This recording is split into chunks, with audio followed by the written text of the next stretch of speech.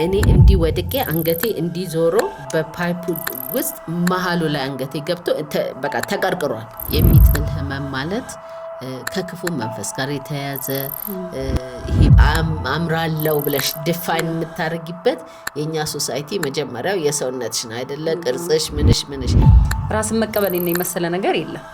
እንደዚህ ነው የምመስለው ስትል በቃ ልክ የሆነ ሰው ሀገር መማር እንግሊዝ ሀገር ላይ መማር አበሻ መሆን ራሱን የቻለ ነገር ቦዲ ኢሜጅሽን ቶታሊ እንደ ሴት ይቀይረዋል። እንደው በቃ ጦሴን መለመን የሚባል ነገር ድንገት የሚመጣ ህመም ነው። በየትኛውም እድሜ ሊመጣ የሚችል 90 ዓመት ሆኖ ሊጀምር የሚችል ነው። ብዙ ሰዎች እንዲያውቁሽ እፈልጋለሁ። ህመም ከእግዚአብሔር ነው ከሰይጣን ነው ብለሽ ታምኛለሽ? በሞላ ህመም የተባለ ምላስ ይታኘካል፣ ይቆስላል፣ ይታኘካል ግን አይዋጥም። ስለዚህ ያ ደግሞ ማለፍ ያለብን ፕሮሰስ ነው። የሞት ፍርድ ነበር ለኔም ለቤተሰቦቼም።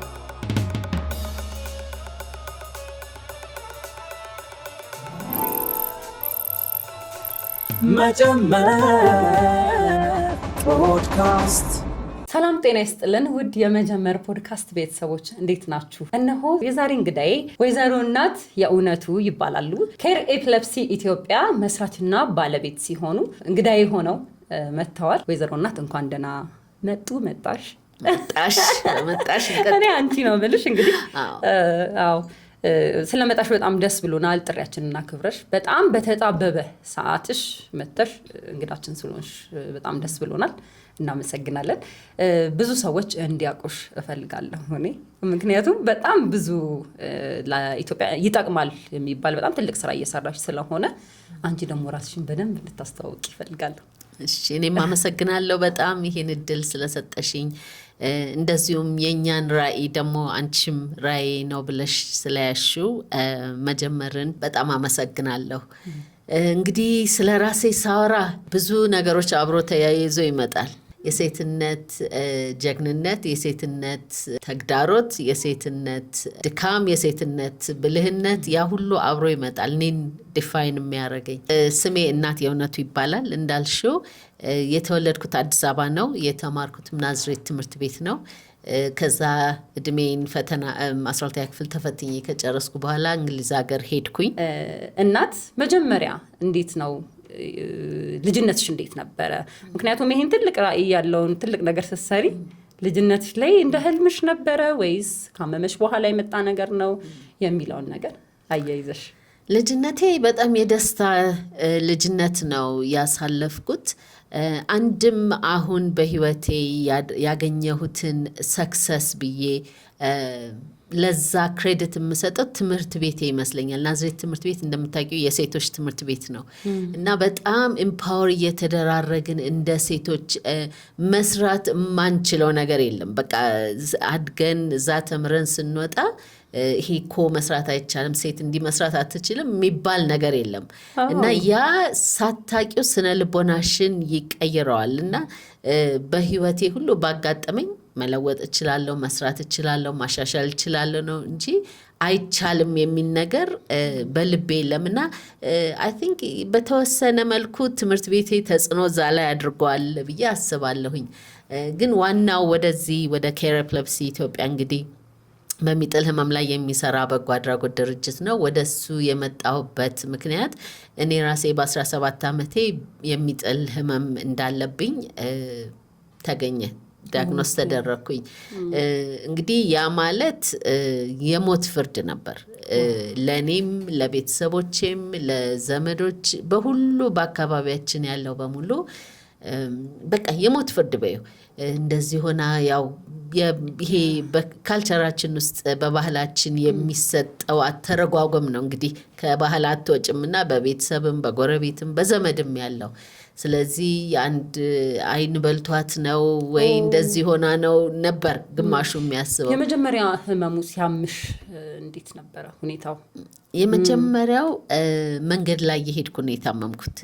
ከዛ ስነቃ አንድ የሰው ቤት አንድ ደግ ቤተሰብ ከመንገድ አንስተው ቤታቸው ወስደውኝ ተኝቼ ነው የነቃሁት እና ብዙን ጊዜ የሚጥል ህመም እንግዲህ ብዙ አይነቶች አሉ። ግን የሚጥለውን ያ ነው የኔ አይነት የኤፕለፕሲ እና ስትነቂ በጣም ኮንፊውዝድ ነው የምትሆኝ፣ ግራ ይገባሻል። የት ነኝ፣ ምን ሆነ፣ እንዴት ሆነ ነው በጭንቅላትሽ የሚያልፈው። እና ከዛ ብድግ ስል የማላውቀው ቤት ነው። አልጋ ላይ ተኝቻለሁ። ትንሽዬ ቤት ናት። አልጋ ላይ ተኝቻለሁ። ብዙ ሰዎች አሉ። ለእኔ በዛን ጊዜ 1 ሚሊዮን አይን የሚያይ ነው የመሰለኝ እና በቃ አይዞሽ እያሉ ጠበል ምናምን እያደረጉልኝ፣ ከዛ ብቻ ትዝ ይለኛል ብድግ ብዬ ቁጭ አልኩኝ። ምን ሆንኩኝ? የሆነ ነገር ትዝ የማይለኝ ሴክሽን አለ። ያለፈው መጨረሻ ትዝ የሚለኝ በእግሬ ወደ ቤቴ ሲሄድ ነው። ከዛ እንዴት እዚህ መጣው እንዴት እዚህ ተኛው የሚለው ነገር ምንም ሀሳብ አይታወቅሽም፣ ጭራሽ አይታወቀኝ። ስለዚህ ከዛ ወጥቼ ስሮጥ ወደ ቤት ሄድኩኝና ከድንጋጤ የተነሳ የዛን ቀን ምንም እንትን አላልኩም፣ አልተናገርኩም። እና ለእናቴ ትዝ ይለኛል ማታ ዛሬ ፌንት አደረኩ አልኳት። የመጀመሪያ ቀንሽ ማለት ነው? የመጀመሪያ ቀኔ። እና እንደውም ሲሪየስም አልወሰደችውም። በቃ ይሄ የልጅነት ማውራት ምን ማለት ነው ፌንት አደረኩ፣ አይ በቃ ብዬ ተውኩት። ዲቴሉን አልተናገርኩም። ከዛ ሁለተኛ ጊዜ ደግሞ ቤት ውስጥ ጣለኝ። ያኔም አልታየም ነበር፣ ሰው አብሮኝ አልነበረም።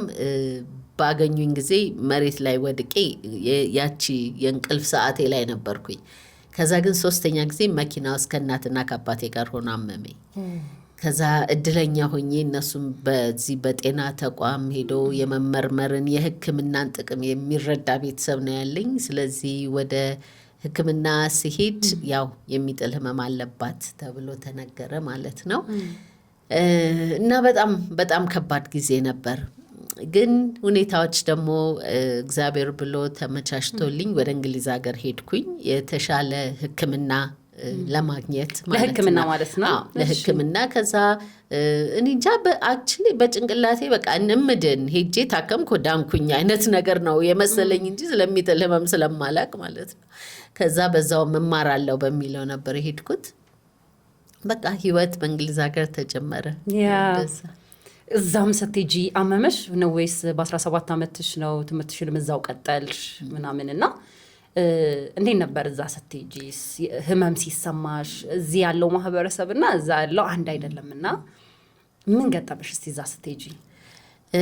ከህክምናው ልጀምር። እኔም በታመምኩበት ጊዜ አሁን በሚጥል ህመም ላይ ያለ ቴክኖሎጂ ያለ እውቀት በጣም ተሻሽሎ በመድኃኒት ደረጃ እንኳን ከ40 በላይ አለ።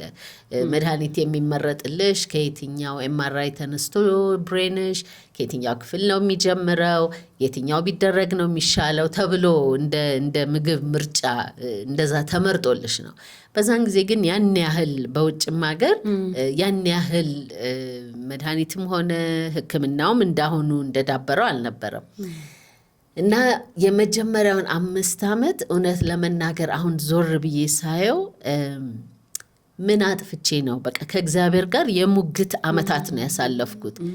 በጣም ነበር የሚጥለኝ፣ በጣም ነበር የምወድቀው። ስወድቅ ደግሞ እኔ አላቅም፣ ምንም አይነት ምልክት አይሰጠኝም። ብዙ ደግሞ ሲጀሮቼ የምወድቀው ውጪ ነው። የማይሰበር የአካል ክፍል የለም፣ የማይጋጋጥ የለም።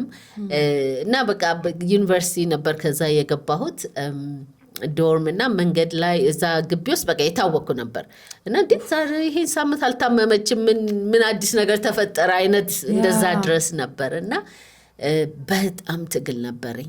አንድ በመንፈሳዊ ህይወቴ በቃ ምን አርጌ ነው፣ የምን ቅጣት ነው፣ ምን በድዬ ነው፣ ምን ተለይቼ ነው ከሌላው የሚለው በጣም ከእግዚአብሔር ጋር የሙግት ዓመታት ነበር። በተለይ መጀመሪያው 5 ዓመት የሙግት ዓመታት። ከዛ ደግሞ ያ ምን ይሆናል በስነ ልቦናሽ ላይ ጫና ያመጣል። ይሄ ኮንፊደንስሽን ይወስደዋል። ውጪ ስወጣ በወድቅስ በራሴ ላይ እርግጠኛ መሆን አትችም፣ መቼም አትችም። አሁንም አልችልም። ግን ያኔ ያንን መቀበል ከባድ ነበር። እና በቃ ሁል ጊዜ ስወጣ በወድቅስ፣ ቢያመኝስ፣ እንዲስ ብሆን፣ መኪና ቢገጨኝስ፣ ይሄ በቃ ኮንቲኒየስሊ በጭንቅላቴ የሚሄድ ነገር ነበረ። ከዛ እንዳልኩሽ ደግሞ ከኤፕለፕሲው ከሲጀሩ ጋር በተያያዘ በደረሰብኝ ጉዳት ብዙ ጊዜ ሆስፒታል ገብቼ ሰርጀሪ አርጌ ተጨማሪ ማለት ነው። ከሱ ጋር በተያያዘ ደግሞ ብዙ ታሪክ አለ የተላለፈ ሌላ በሽታ ዲቨሎፕ ያረግሽ። እና መጨረሻ ላይ ግን ሌላ ደግሞ ችግር የነበረው የመድኃኒት የዛን ጊዜ የሚሰጡት ኦልድ ፋሽን የሆኑ የመጀመሪያ መድኃኒቶች ነበሩና ሰውነትሽን ዌይት ጌን ታረጊያለሽ። ብዙን ጊዜ በእንደዛ አይነት መድኃኒት በምንወስደው አሁንም እንትን የምናልፍበት ቻሌንጅ ነው እና የራስሽ ሰልፍ ኢሜጅ ደግሞ ይነካል ማለት ነው። እንደ ሴት አምራለው ብለሽ ዲፋይን የምታደርጊበት የእኛ ሶሳይቲ መጀመሪያው የሰውነትሽን አይደለ ቅርጽሽ ምንሽ አንቺ በመድኃኒቱ እንግዲህ እንደ ባሉን እንትን ብለሽ ሰውነትሽ እንትን ሲል የምትቀይሪው አይደለም፣ ከምግብ ጋር በተያያዘ አይደለም። ግን ሰው ደግሞ ታውቂያለሽ አይደለ ኮመንት ሲሰጥ እንደው እንዲህ ቢሆንስ እንደዚህ ቢሆንስ እና እነዚህን ሁሉ አስተናግድ ነበረ በአእምሮዬና ግን ይገርምሻል ዩኒቨርሲቲ ስገባ መማር የምፈልገው የነበረው ቢዝነስ ማኔጅመንት ነበር ዲግሪን እና ያኔ ያው እንደሚያመኝ ስለሚያውቁ አይ አንቺ ይሄን ለመማር በቂ አይደለም፣ እውቀትሽ ብቻ ሳይሆን ጤናሽ በቂ አይደለም ብለው ወደ ሰክሬታሪያት ስራ ትምህርት ወደ ሰክሬታሪያት ትምህርት እንድወስድ በዛ አበረታቱኝ ገፋፉኝ ማለት ነው። ከዛ እኔ ደግሞ ትዝ ይለኛል የዚህ የቢዝነስ ማኔጅመንት ኃላፊዋን ሄድኩኝና 20 ዓመትም ይፍጅብኝ 10 ዓመትም ምንም ዓመት ይፍጅብኝ ከቢዝነስ ማኔጅመንት ውጪ አልማርም፣ እሱን ነው መማረው አልኳት እና ያው ሳትወድ በግድ ጥሩ ሀገር ነው ህግ ያለበት፣ ስለዚህ ተቀበለችኝ። እዛ ገባው እና በመሃል ግን ብዙን ጊዜ እየታመምኩኝ እንደዚህ ሲጀሪን ኮንትሮል ማድረግ ሲያቅተኝ እንግሊዝ ሀገር ውስጥ የኤፕለፕሲ ሴንተር የሚባል አለ። ብዙ ቦታዎች አሉ። አንደኛው በቃ እዛ ትሄጂና አክቹዋሊ ገብተሽ እዛው እየኖርሽ ነው የሚያክሙሽ፣ ህክምናው የሚደረግልሽ እና እዛ መግባት አለባት ተባልኩኝ። እኔ እንግዲህ ኤፕለፕሲ ችግሩ ምንድነው ሲጥልሽ አንቺ ራስሽን አታዩ።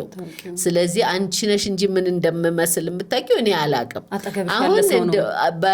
አሁን እንደውም ቴክኖሎጂ ምናምን ስለመጣ በተለይ ፈረንጆቹ ለአዌርነስም ብለው የቲክቶክ በአንድ በኩል ደግሞ ጥቅምም አለው።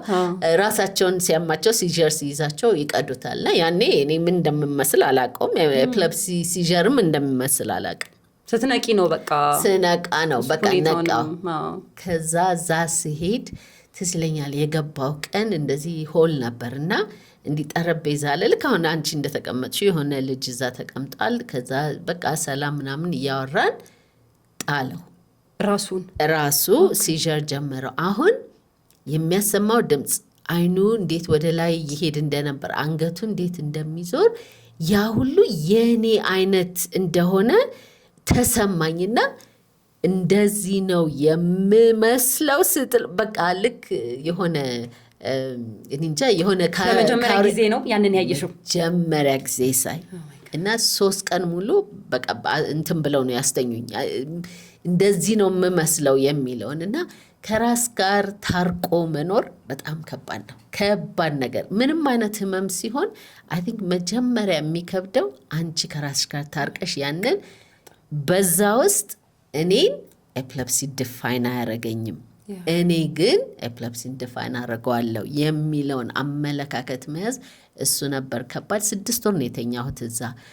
ከእኔም የተባሰ አየሁኝ እና ከዛ ስወጣ ግን እግዚአብሔር ይመስገን በተሻለ መድኃኒት በተሻለ ክትትል ሲጀሪም ጥሩ ኮንትሮል እየሆነ መጣ። ወደ ህይወት እንደገና ወደ ዩኒቨርሲቲ ገባሁኝ። እዛ ደግሞ ትምህርቴን ቀጠልኩ። የምፈልገውን ትምህርት 6 ወር ጨምሬ 4 ዓመት 6 ወር ፈጅቶብኝ ግራጁዌት አረኩኝና ትዝ ይለኛል እሁድ ግራጁዌት ላረግ ዓርብ ዕለት ያቺ ሄዷ ጋር ሄድኩና ትዝ ይልሻል ስመዘገብ ስራት እሷ ምንም ትዝ አላላትም። እንዲህ ብለሽ ነበር ይሲ እሁድ ግራጁዌት አረጋለሁ አልኳትና እግዚአብሔር ይመስገን አያልቅበትም እና ግራጁዌት አረኩ። እሱም በሱ ግራጁዌት አደረኩኝ። የመጀመሪያ ፓርቲ ወቴ እንግዲህ እንደዚህ ነው ያሳለፍኩት። በጣም ነው ደስ የሚለው። ራስን መቀበል እና የመሰለ ነገር የለም። ህመሙ ደግሞ ሲመጣ ራሱን ይቻለ በጣም ቻሌንጅ ያደርጋል ብዬ አስባለሁና ከዛ በኋላስ ትምህርት ከተመርሽ በኋላ ስራ አለ እንግሊዝ ሀገር ያው ኦሬዲ ኑሮሽን እዛው ላይ አድርገሻልና ከዛ በኋላ የነበረው ላይፍሽ እንዴት ነበር? ከዛ ትምህርቴም የነበረው መኖርበትም ከለንደን ውጪ ነበረ። ራቅ ወዳለ ቦታ ወደ ለንደን ሙቭ አረኩኝ። ከዛ ወደ ስራ ገባሁ። በቃ ሲጥለኝም ከዛ በኋላ እንደውም የሚያዩ ናቸው። ከዛ በኋላ ጓደኞቼ ሲያለቅሱ እኔ ነበርኩ ማጽናናቸው።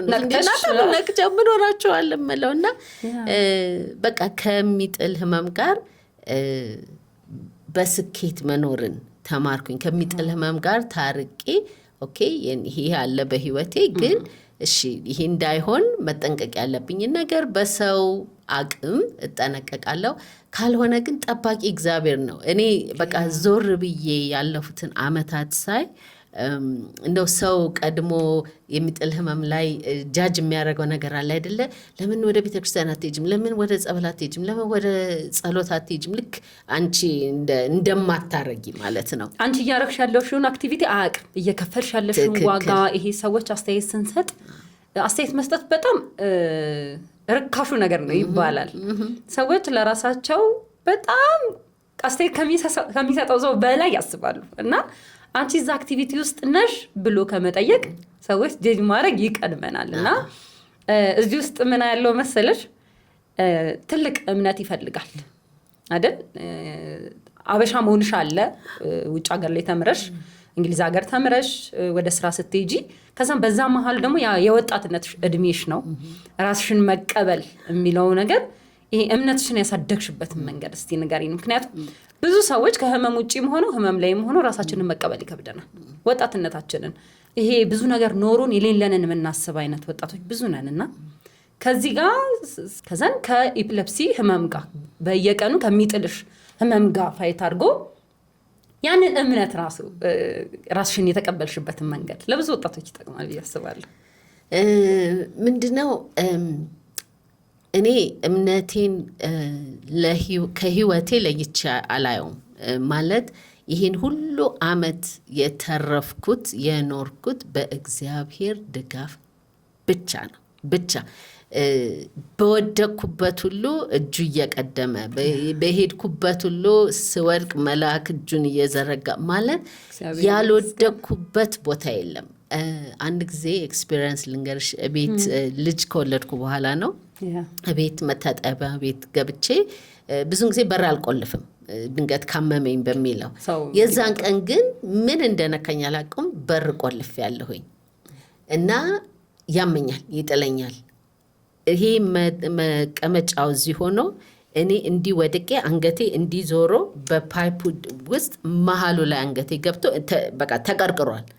አሁን ስነቃ የልጄ ድምፅ ነው የሚሰማኝ። በቃ በር እየደበደበ ማማም እያለ ሲጮህ እና እንዲህ ስል በቃ እንዴ ልሞት ነው። ምንም ላነሳው የምችለው ይሄ ተይዟል በሁለቱ ብረት መካከል በፓይፕ መካከል እና በቃ ልሞት ነው እና ለራሴ እግዚአብሔር ልጄን አደራ በቃ እዛ ላይ ነው ያለሁት። እና የእውነት ነው የምልሽ ብቻ ያ ብረት እንዲህ ተፈልቅቆ ነው እንዲህ የወጣሁት። ምን እጅ ፈለቀቀው ብትይ መልአክ ብቻ ነው እግዚአብሔር ያለቀው፣ ማንም የመጣ የለም። እና የማልፍበት በሙሉ ታሪክ ይሄ ነው። ከመኪና ተርፍ ያለው ከምን ተርፍ ያለው እኔ በቃ ዘርዝሬ አልጨርሰውም። እና ሁሌ እግዚአብሔር ክንዱ እጁ የደረሰ እኔ እዛ ላይ ነው የምወድቀው።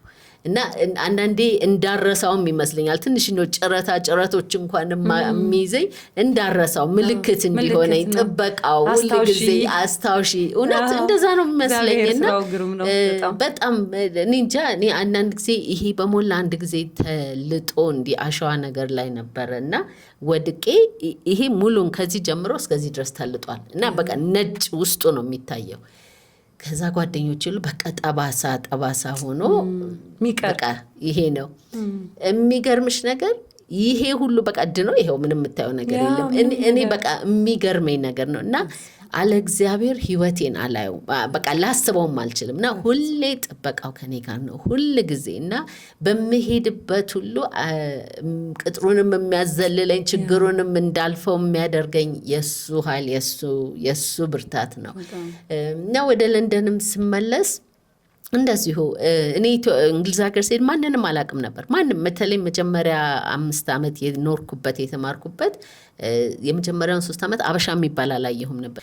እና ከዛ በኋላ ነው 2 አበሾች የመጡት እና በጣም ከባድ ነበር። ወደ ለንደን ስመጣ ሞር ካይንድ ኦፍ ሚክስድ ነው። ግን ከዛ ሰውም እያወቅኩ ከዛ ትዳር ጀመርኩኝ። ከዛ ልጅ ወለድኩኝ። አንድ ልጅ አለኝ። እግዚአብሔር የባረከው አብሶሉትሊ የኔ ሳንሻይን ህይወቴ በጣም የምወደው ልጅ አለኝ እና ከዛ ጥሩ ስራ ሆስፒታል ውስጥ ሰራ ነበር። ከዛ ደግሞ ቀጥዬ ማስተርሴን በፓብሊክ ሄልዝ ተማርኩኝ እና ይሄ በቃኝ የምለው ነገር የለም። በቃ በህልሜ ያለውን የማስበውን ሁሉ ጊዜ ከእግዚአብሔር ጋር እሰራዋለሁ። አሁን ማስተርሴን ስማር እንደዚህ ልጅ ነበረኝ። ልጅ ያኔ ወደ 6 ዓመት 7 ዓመት እዛ እንግዲህ ሞግዚት የለ እናት የለ ምን የለ ቀን ሙሉ እንሰራለሁኝ። ማታ እሱን አልብሼ አጠጥቼ ምናምን ከዛ እሱን አስተኛለሁ። እሱን አስተኝቼ ከጨርስኩ በኋላ 3 ሰዓት አካባቢ ጥናት ጀምራለሁ። ከዛ ደግሞ ትንሽ ልተኛልና ከዛ ደግሞ ጠዋት እነሳለሁ። 2 ዓመት እንደዛ ሆኖ ነው ግራጁዌት ያደረኩትና እዛው ነው የሰራሁትና እግዚአብሔር ይመስገን። አሁን ዞር ብዬ ሳየው ለዚህ ስራ እግዚአብሔር እየቀረጸኝ ነበረ። በቃ ያዘጋጀኝ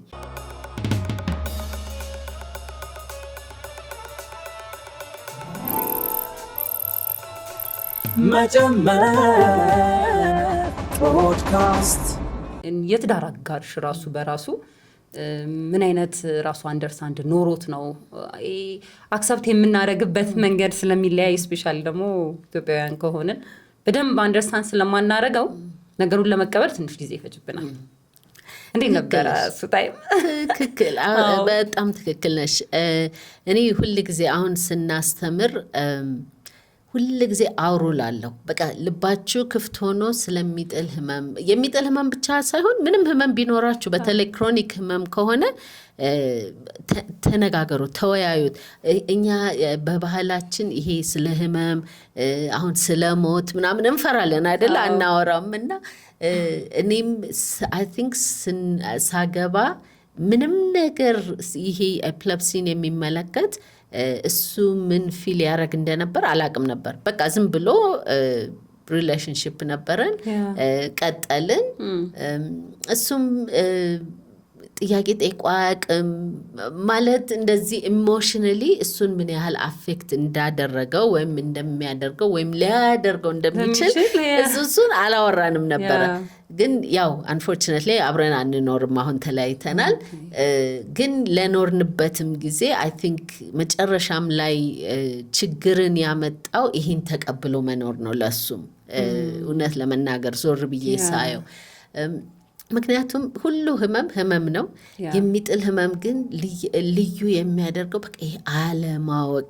በቃ ሊያመኝ ነው፣ ምንም ምልክት አያሳየኝም። እና እንዲህ ከሰው ጋር እንኳን ስትሄጂ አብሬያቶኝ ቢጥላትስ፣ ብትወድቅስ፣ ቢያማትስ እነዚህ ነገሮች ይመጣሉ። እና እሱ አይ ቲንክ was too much ለሱ ያንን በተመለከተ። ግን እግዚአብሔር ይመስገን በዛ ብዙም እንትን አልልም፣ አላዝንም። በጣም ፍቅር የሆነ ልጅ አግኝቼበታለሁ ከዛ ትዳር ውስጥ። እና ሁል ጊዜ ማውራት ኢምፖርታንት ነው ላለሁኝ። እኔ እዚህ ሀገር ስራ ከጀመርኩ በኋላ አንድ እህት እዚህ ይለኛል ልታገባ ያቅ ነበር ጓደኛዋ ኤፕለፕሲ እንዳላት፣ ግን ጥሏት እጮኛዋ ይቅርታ እና እጮኛዋ ያቅ ነበር ግን አይቷት አያቅም ሲጠላት ማለት ነው። እና ይሄ የሰርግ ያው ስትሬስ አንዱ ነው ሲጀርን የሚያመጣው አይደለ? በሰርጉ አካባቢ የስትሬሱ ነገር ወደዛ ስትል ጣላት። ሲያያት ሰርጉ እሁድ ሆኖ ወደ ሐሙስ ካንስል አደረገው ሰርጉን። የምርሽን ነው? እና ትዝ ይለኛል ቢሮ መታ ስታለቅስ ለኔ አይደለም ማለች፣ እናቴን አሳፈርኳት። እናቴን በዚህ ሁሉ ሰው በዚህ ሁሉ ኮሚኒቲ ውስጥ በህብረተሰባችን ውስጥ እናቴን አለች። እና ብዙን ጊዜ ይሄን እመክራለሁ። ካልሆነ መጀመሪያው ነው ባይሆን ይሻላል የምንትን የሚለው ትክክል። ለሁለቱም ነው ማለት እኔ በአንድ በኩል ሳየው ለወንዶች ማለት ለምሳሌ እኔ በራሴ ኮንቴክስት ሳየው ለልጅ አባት አሁን ዞር ብዬ ሳየው አሁን ለሱም ከባድ ነበር እላለሁ። ምክንያቱም ልክ እኔ እንደማላውቀው እሱም ባለማወቅ ውስጥ ነበር የሚኖረው። እሱም ከጓደኞቹ ጋር አንድ ላይ ሆነን ስንቀመጥ ቢጥለኝስ እሱም የሚያፍርበት ነገር ሊሆን ይችላል።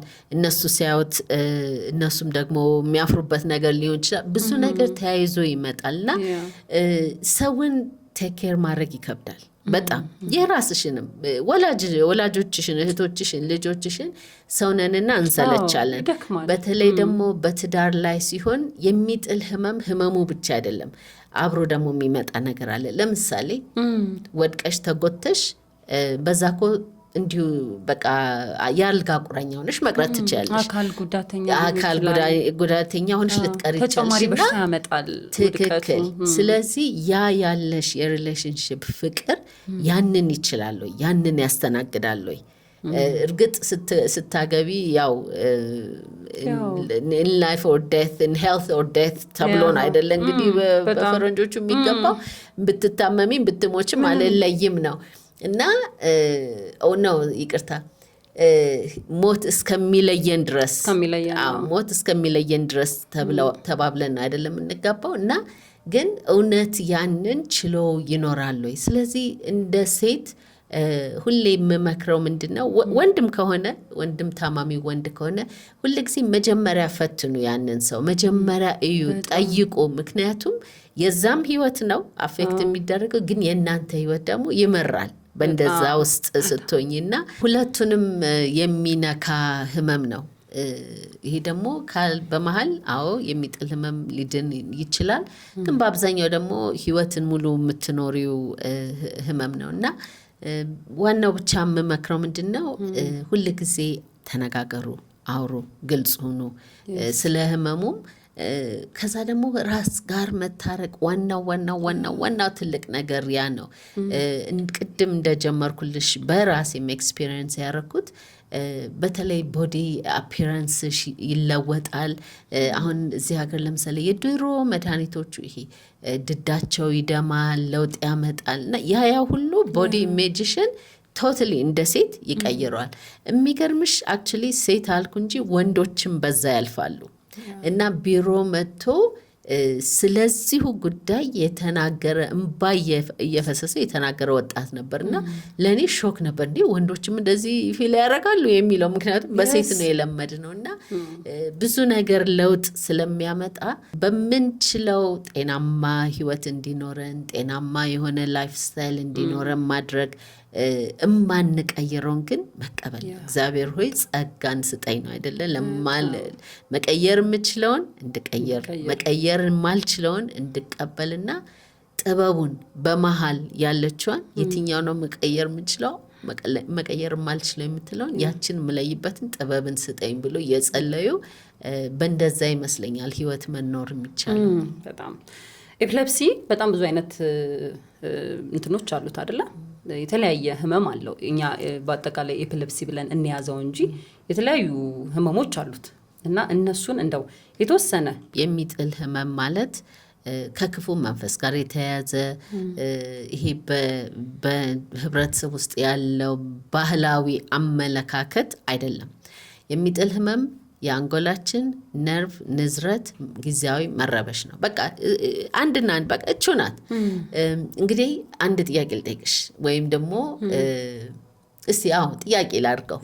እጅ ይታመማል በሆነ ምክንያት፣ ልብ ሊታመም ይችላል፣ እግር ሊታመም ይችላል፣ ሳምባችን ሊታመም ይችላል፣ አንጀታችን፣ ጨጓራችን፣ ሁሉ የአካል ክፍላችን ይታመማል አይደል? አንጎላችን ለምን አይታመምም? ምን ልዩነት አለው? አይደለ? የአካላችን ክፍል ስለሆነ። ስለዚህ አንጎላችን ከ100 ቢሊየን በላይ በሆኑ ነርቮች የተዋቀረ አንድ ኦርጋን ነው፣ አንድ ክፍል ነው። ከዛ ውስጥ አንዷ ናት። አንዷ በጊዜያዊነት መረበሽ ሲኖር እንግዲህ ህይወት ምንመራው ልበል እንደ ሰው አንጎላችን የኮምፒውተር ሴንተሩ በዩ ያ ሁሉ ኒውሮንስ እያንዳንዱ 100 ቢሊየን ነርቭ ኒውሮንስ ይባላሉ። ሁሉም እያንዳንዳቸው ስራ አላቸው። ስለዚህ ይሄ እንግዲህ የተያያዘው ከማስላችን ጋር። አሁን ለምሳሌ እጄን እንደዚህ አረጋለሁ አይደለ? ሰው በቅስፈት ከሰከንድ ባነሰ እንግዲህ ሰከንድ ልበለው ሜሴጅ ይተላለፋል ከአንጎላችን በነርቭ ወደ እጅ ማሰል ማለት ነው። ስለዚህ ይሄ ሜሴጅ የሚተላለፈው በኬሚካልና በኤሌክትሪክ ንዝረት ነው። ስለዚህ እቺ የሚጥል ህመም የምንላት ሲዠር ነው። እንግዲህ የሚጥል ህመም የህመሙ ስም ነው። ያቺ የምንንቀጠቀጥባት ግን ሲዠር ይባላል። በአማርኛ ትርጉም የለውም። ስለዚህ ያቺ ሲዠር የምትከሰተው የነርቭ ንዝረት ለጊዜው ሲጓደል ወይም ሲረበሽ ነው። አሁን የሚጥል ህመም ሁሉ ይጥላል አይጥልም። ለዚህ ነው በእኛ ሀገር እንደ አንድ ቀን ይሄ ኤፕለፕሲ የተሻለ ትርጉም ይኖርለታል ብለን እንደ ድርጅት የምንሰራለትና የምንፈልገው የምንመኘው ነገር ነው። የሚጥል ህመም ሁሉ አይጥልም። የሚጥል አለ። በሁለት ልክፈለው እንዲቀል። አንደኛው ራስሽን የምትስችበት፣ የምትወድቅበት፣ የምትንቀጠቀጭበት ፓርት ያ አንድ አለ። አንደኛው ደግሞ ራስሽን የማትስችበት ግን የተለያየ ነገሮችን በቁጥጥርሽ ያልሆነ ነገሮችን የምታደርግበት። ለምሳሌ አንዳንድ ሲዠር እጅ መወርወር ብቻ ሊሆን ይችላል። ማቆም አይችሉም። ለዛች ሰከንድ ኮንትሮል አይችሉም። በቃ ይወረውሩታል። ሲወረውሩትም አያውቁትም። አእምሯቸውን ግን አይስቱም ወይም አይወድቁም ወይም አይንቀጠቀጡም። እግር መወርወር ሊሆን ይችላል። አይን ማርገብገብ ሊሆን ይችላል። እያንዳንዱ ሲዠር አይነት የሚወሰነው ከየትኛው የአንጎላችን ክፍል እንደሚጀምር ነው። እዚህ አንጎላችን እንግዲህ ብዙ ፓርት አለ አይደል? ተከፋፈለ። የሚያሸትን ሽታን የሚቆጣጠር አለ፣ ቴስትን ጣዕምን የሚቆጣጠር አለ፣ አይንን ቪዥንን የሚቆጣጠር አለ፣ ጆሮን መስማትን የሚቆጣጠር አለ አይደል? ስለዚህ ለምሳሌ ከጆሮ አካባቢ ከሆነ ሲዠሩ የሚጀምረው ሲዠርሽ የሚሆነው የሌለ ድምፅ መሰማት ነው። አሁን ለምሳሌ እንዲህ እያወራን ለምሳሌ የባቡር ድምፅ የለም አይደል? እኔ የባቡር ድምፅ ሊሰማኝ ይችላል። ይኸው ነው በቃ ሲዠሩ። ይሄ ኤፕለፕሲ ነው። ለምሳሌ እይታ ከሚጀምርበት ክፍል ከሆነ አይን ማርገብገብ። አሁን በኖርማል ጊዜ በዛ ፍጥነት አርገብግቢ ብትባይ አትችይም። ለዛ ግን ለሲዠሩ ቶሎ አይን ማርገብገብ ሊሆን ይችላል። ለምሳሌ ሽታ ከሚመጣበት አካባቢ ሲሆን የሌለ ሽታ እዚህ የማይሸተውን ለእኔ ሌላ ነገር ሊሸተኝ ይችላል። እነዚህ ሁሉ የሚጥል ህመም አይነቶች ናቸው። ይሄ ወድቆ አረፋ መድፈቅ፣ መንቀጥቀጥ እኛ የተለመደው በጣም ትንሽ ፓርት ናት። አንዳንዱ ደግሞ መፍዘዝ፣ በተለይ በልጆች ጊዜ በተለይ በልጆች ላይ መፍዘዝ። አሁን ዞር ብዬ ሳስበው ትምህርት ቤት ውስጥ ይሄ ፈዛዛ ወይም ቤት ይሄ ፈዛዛ ዝም ብሎ ይፈዛል የምንለው አሁን ሳስበው እንዲሁ ስንቱ የሆነ ኤፕለፕሲ የነበረው ላለው በቃ ለጊዜው ፍዝዝ ብለሽ ከዛ ትመለሻለሽ። ግን በዛ ጊዜ ምን እንዳደረግሽ አታውቂውም። ምልክቱ ነው ማለት ነው። የትኛው የአንጎልሽ የትኛው ክፍል እንደሚነሳ ይወስነዋል። እሱ ነው። ስለዚህ የሚጥል ህመም የተለያየ ነው። ያንን ማወቅ አለብን። ለሚጥል ህመም ደግሞ ሕክምና አለው። ይሄ በጣም አስፈላጊ ነገር ነው። ሕክምናው ደግሞ የባህል ሕክምና አይደለም። በስነ ስርዓት በመድኃኒት የታገዘ ሕክምና አለው። አሁን ብዙ ጊዜ ሰዎች የሚሉት የእምነት ነገርን ከወሰድን ጸሎትን፣ ጸበልን ወይ እንደዚህ ከዚህ ጋር በተያያዘ ከወሰድን መድኃኒትም ከወሰደ እምነት አተን ነው ማለት ነው ብለው ያስባሉ። አይደለም። እኔ ጸሎት በምድር ለተፈጠረ ሰው ሁሉ ጸሎት ያስፈልጋል ባይ ነኝ። ታመምሽም አልታመምሽም ጸሎትን ከአምላክሽ ጋር እምነትሽ ምንም ይሁን ከእግዚአብሔር ጋር የተቆራኘ ህይወት ሊኖርሽ ይገባል። ኦፍኮርስ ስትታመሚ ደግሞ ኃይልን የሚሰጥሽ እምነትሽ ትልቅ ሚና ስለሚጫወት እምነትሽን ብታጠነክሪ የሚጠቅም ነው። ግን ሕክምና አለው። በሕክምና ደግሞ መዳንም ይችላል። የሚጥል ህመም ድንገት የሚመጣ ህመም ነው። በየትኛውም እድሜ ሊመጣ የሚችል 90 ዓመት ሆኖ ሊጀምር የሚችል ነው። በተያያዘ ከሌላ ህመሞች ጋር የሚጀምር ነው። ለምሳሌ ስትሮክ። አሁን ሰው ስትሮክ ሲያደርግ በቃ ስትሮክ አረገ መናገር አይችልም ወይ እጁን ማንቀሳቀስ አይችልም፣ እንደዚህ ነው አይደል የምናስበው። ብዙን ጊዜ ሲዠር አብሮት ይመጣል። ከተወሰነ ጊዜ በኋላ ይመጣል ሲዠር። ጭንቅላታችንን ኤኒቲንግ የሚጎዳ አሁን መንገድ ስትሄጂ ለምሳሌ መኪና መታ፣ ስለዚህ እኛ የምናየው ምንድነው በቃ አልተጋጋጠችም ወይም እግሩ አልተሰበረም አይዞሽ ተብሎ ቤት ይገባል። ግን አንጎል ውስጥ ደም ፈሶ ሊሆን ይችላል። ያ ደግሞ ሲዠር ሊያመጣ ይችላል። ካንሰር ጋር ሂጂ። ካንሰር ከየትኛውም ክፍል ይምጣ ኦፍ ኮርስ ጭንቅላትሽ ውስጥ ካለ አንጎል ውስጥ ይቅርታ ካለ ራሱ ዳይሬክትሊ ነርቭን ስለሚነካው ሲጀር ኢሚዲየት ላይ አብሮት ይጀምራል። እንደውም ብዙን ጊዜ አንጎል ውስጥ የሚጀምር ካንሰር የሚታወቀው በሲጀሩ ምክንያት ነው፣ ቀድሞ የሚታወቀው። ግን ሌላም ቦታ ቢጀምር እየሰፋ ሲሄድ መጨረሻ ላይ ወደ አንጎል ይሄዳል፣ ሲጀር ይጀምራል። ከዛ ደግሞ ልጆች ጋር ስንመጣ ይሄ የአእምሮ ዝግምተኞች የምንላቸው ወይም ኒውሮ ዲቨሎፕመንታል ችግር ያለባቸው በአብዛኛው ሲጀር አላቸው እና የሲጀር ስፋቱ በጣም ብዙ ነው የሚነካካው። በራሱ በፕራይመሪ ይባላል በሕክምናው ፕራይመሪ ዲዚዝ ሆኖ የሚመጣው እሱ አንድ ነው። እሱ እንደውም በጣም ትንሽ ፐርሰንቴጅ ነው። ብዙ ግን ከሌላ ጋር ተያይዞ የሚመጣው ነው ሲጀርን ስታይ እና ስለ ኤፕለፕሲ ስለ ሲጀር በጣም ማወቅ አለብን እና ሕክምና አለው። ሊድን ይችላል። ግን ብዙን ጊዜ ደግሞ እንዲህ ተያይዞ ከመጣ ወይም ደግሞ በትልቅ በሆንሽበት እድሜ ከጀመረ የመዳን ሁኔታው ትንሽ ከባድ ሊሆን ይችላል። ግን ቁም ነገሩ ምንድን ነው? በመድኃኒት ተቆጣጥረን ደግሞ መኖር እንችላለን። አሁን እኔ ባልነግርሽ ኤፕለፕሲ ያለባት ብልሽ አታስቢም አይደለም? መድኃኒቴን ከወሰድ ኳረፍ ከበላው ምን ካልኩኝ ለአመታት አያመኝም። ግን ሳቆም በጣም እና ግን ሲመረመር እንደውም ብዙን ጊዜ በሕክምና ላይ ምንድነው የሚደረገው 2 ዓመት ካልታመምሽ እንደገና ኢጂ ወይም ኤምአርአይ እንግዲህ እነዚህ ቴስት የምናደርግባቸው ዳያግኖስቲክ ቱሎች ናቸው እና ይታያል። ከዛ ምንም አይነት ፍሪ አክቲቪቲ ከሌለ በቃ ድነሻል ማለት ነው። የኔ ግን ሁሉ ጊዜ እሱን ስታይ አለ አክቲቪቲው አለ፣ ግን መድኃኒቱ ስራውን እየሰራ ነው። ስለዚህ በዚህም ሆነ በዛ መንገድ ከሚጥል ህመም ጋር በሰላም በጤና ስኬታማ ሆነን መኖር እንችላለን። እና ይሄ በጣም ሰው ሊረዳው የሚገባ ፖይንት ብዬ ነው የማምነው።